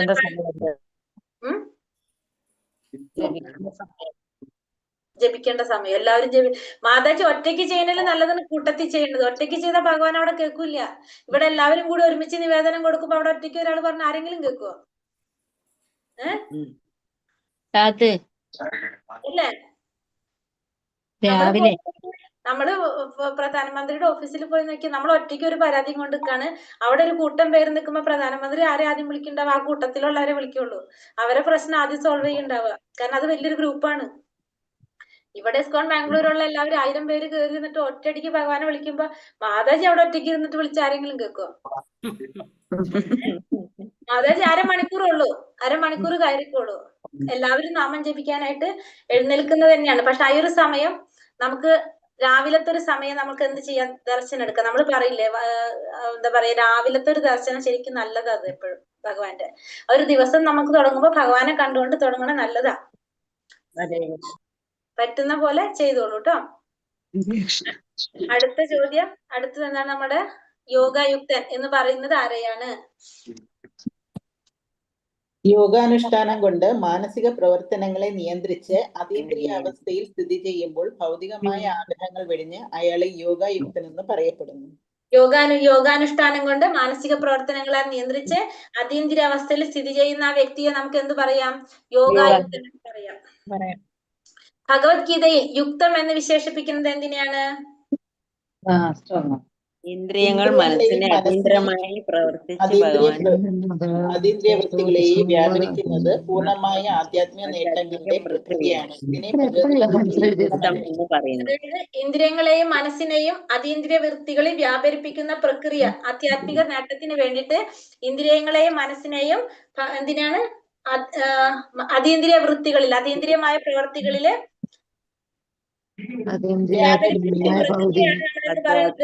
യുക്തം എന്ന് പറയുന്നത്. അതിനെ യുക്തം എന്ന് പറയുന്നു. ഇനി എടുത്തിട്ടുണ്ടോ നമ്മളില്? അടുത്ത് വന്നിട്ടുണ്ട് അല്ലെ? എങ്ങനെയുള്ളവർക്ക് ഒരിക്കലും പരിപൂർണത നേടാൻ സാധിക്കില്ല? എങ്ങനെയുള്ളവർക്കാ സാധിക്കാത്തത്? യോഗത്തിന്റെ ഉപോൽപ്പന്നങ്ങളിൽ ആസക്തരായവർ മനസ്സ് യോഗനിഷ്ഠമായ യോഗത്തിന്റെ ഉപോൽപ്പന്നങ്ങൾ എന്ന് വെച്ചാൽ എന്താണ്? നിർമ്മലമായ യോഗത്തിന്റെ ഉപോൽപ്പന്നം എന്ന് വെച്ചാൽ എന്താണ്? നമ്മൾ യോഗി ആവുമ്പോ യോഗി കുറെ വർഷം ഇതൊക്കെ ചെയ്ത് പ്രാക്ടീസ് ചെയ്യുന്ന യോഗിക്ക് കുറെ സിദ്ധികൾ കിട്ടും. കുറെ സിദ്ധികൾ കിട്ടും. ഇപ്പൊ കുറെ സിദ്ധികളുണ്ട്, അഷ്ടസിദ്ധികൾ, പരിപൂർണാവസ്ഥയിൽ മനസ്സ് യോഗാനുഷ്ഠമായ അടിമ, ലഹിമ, മഹിമ എന്നൊക്കെ കുറെ സിദ്ധികൾ വരും. നമുക്ക് ചെറുതാവാൻ പറ്റും, വലുതാവാൻ പറ്റും, പിന്നെ ശൂന്യത്തിന് നമുക്ക് എന്തെങ്കിലും എടുക്കാൻ പറ്റും, അങ്ങനെ കുറെ സിദ്ധികളൊക്കെ കൈവരും ഇവർക്ക്. അപ്പൊ ഇതൊക്കെ കാണുമ്പോ എന്താണ്, മറ്റുള്ളവർക്ക് ഭയങ്കര ഇൻട്രസ്റ്റ് ആയിരിക്കും അല്ലെ? അപ്പൊ അവര് കുറെ ഇവരെ ആരാധിക്കുന്ന പോലെയൊക്കെ ആവുമ്പോ എന്താണ്, അവർ അതിലേക്ക് തിരിഞ്ഞു പോകും. പ്രശസ്തിയൊക്കെ കിട്ടുമ്പോ, നമുക്ക് പേരും പ്രശസ്തി കിട്ടുമ്പോ നമ്മളെ ലക്ഷ്യം മാറിപ്പോകും. അങ്ങനെ അതാണ് യോഗത്തിന്റെ ഉപോൽപ്പന്നം എന്ന് പറയുന്നത്. അപ്പൊ അതില് ആകൃഷ്ടരായി കഴിഞ്ഞാൽ അവർക്ക് എന്താണ് പ്രശ്നം? പരിപൂർണത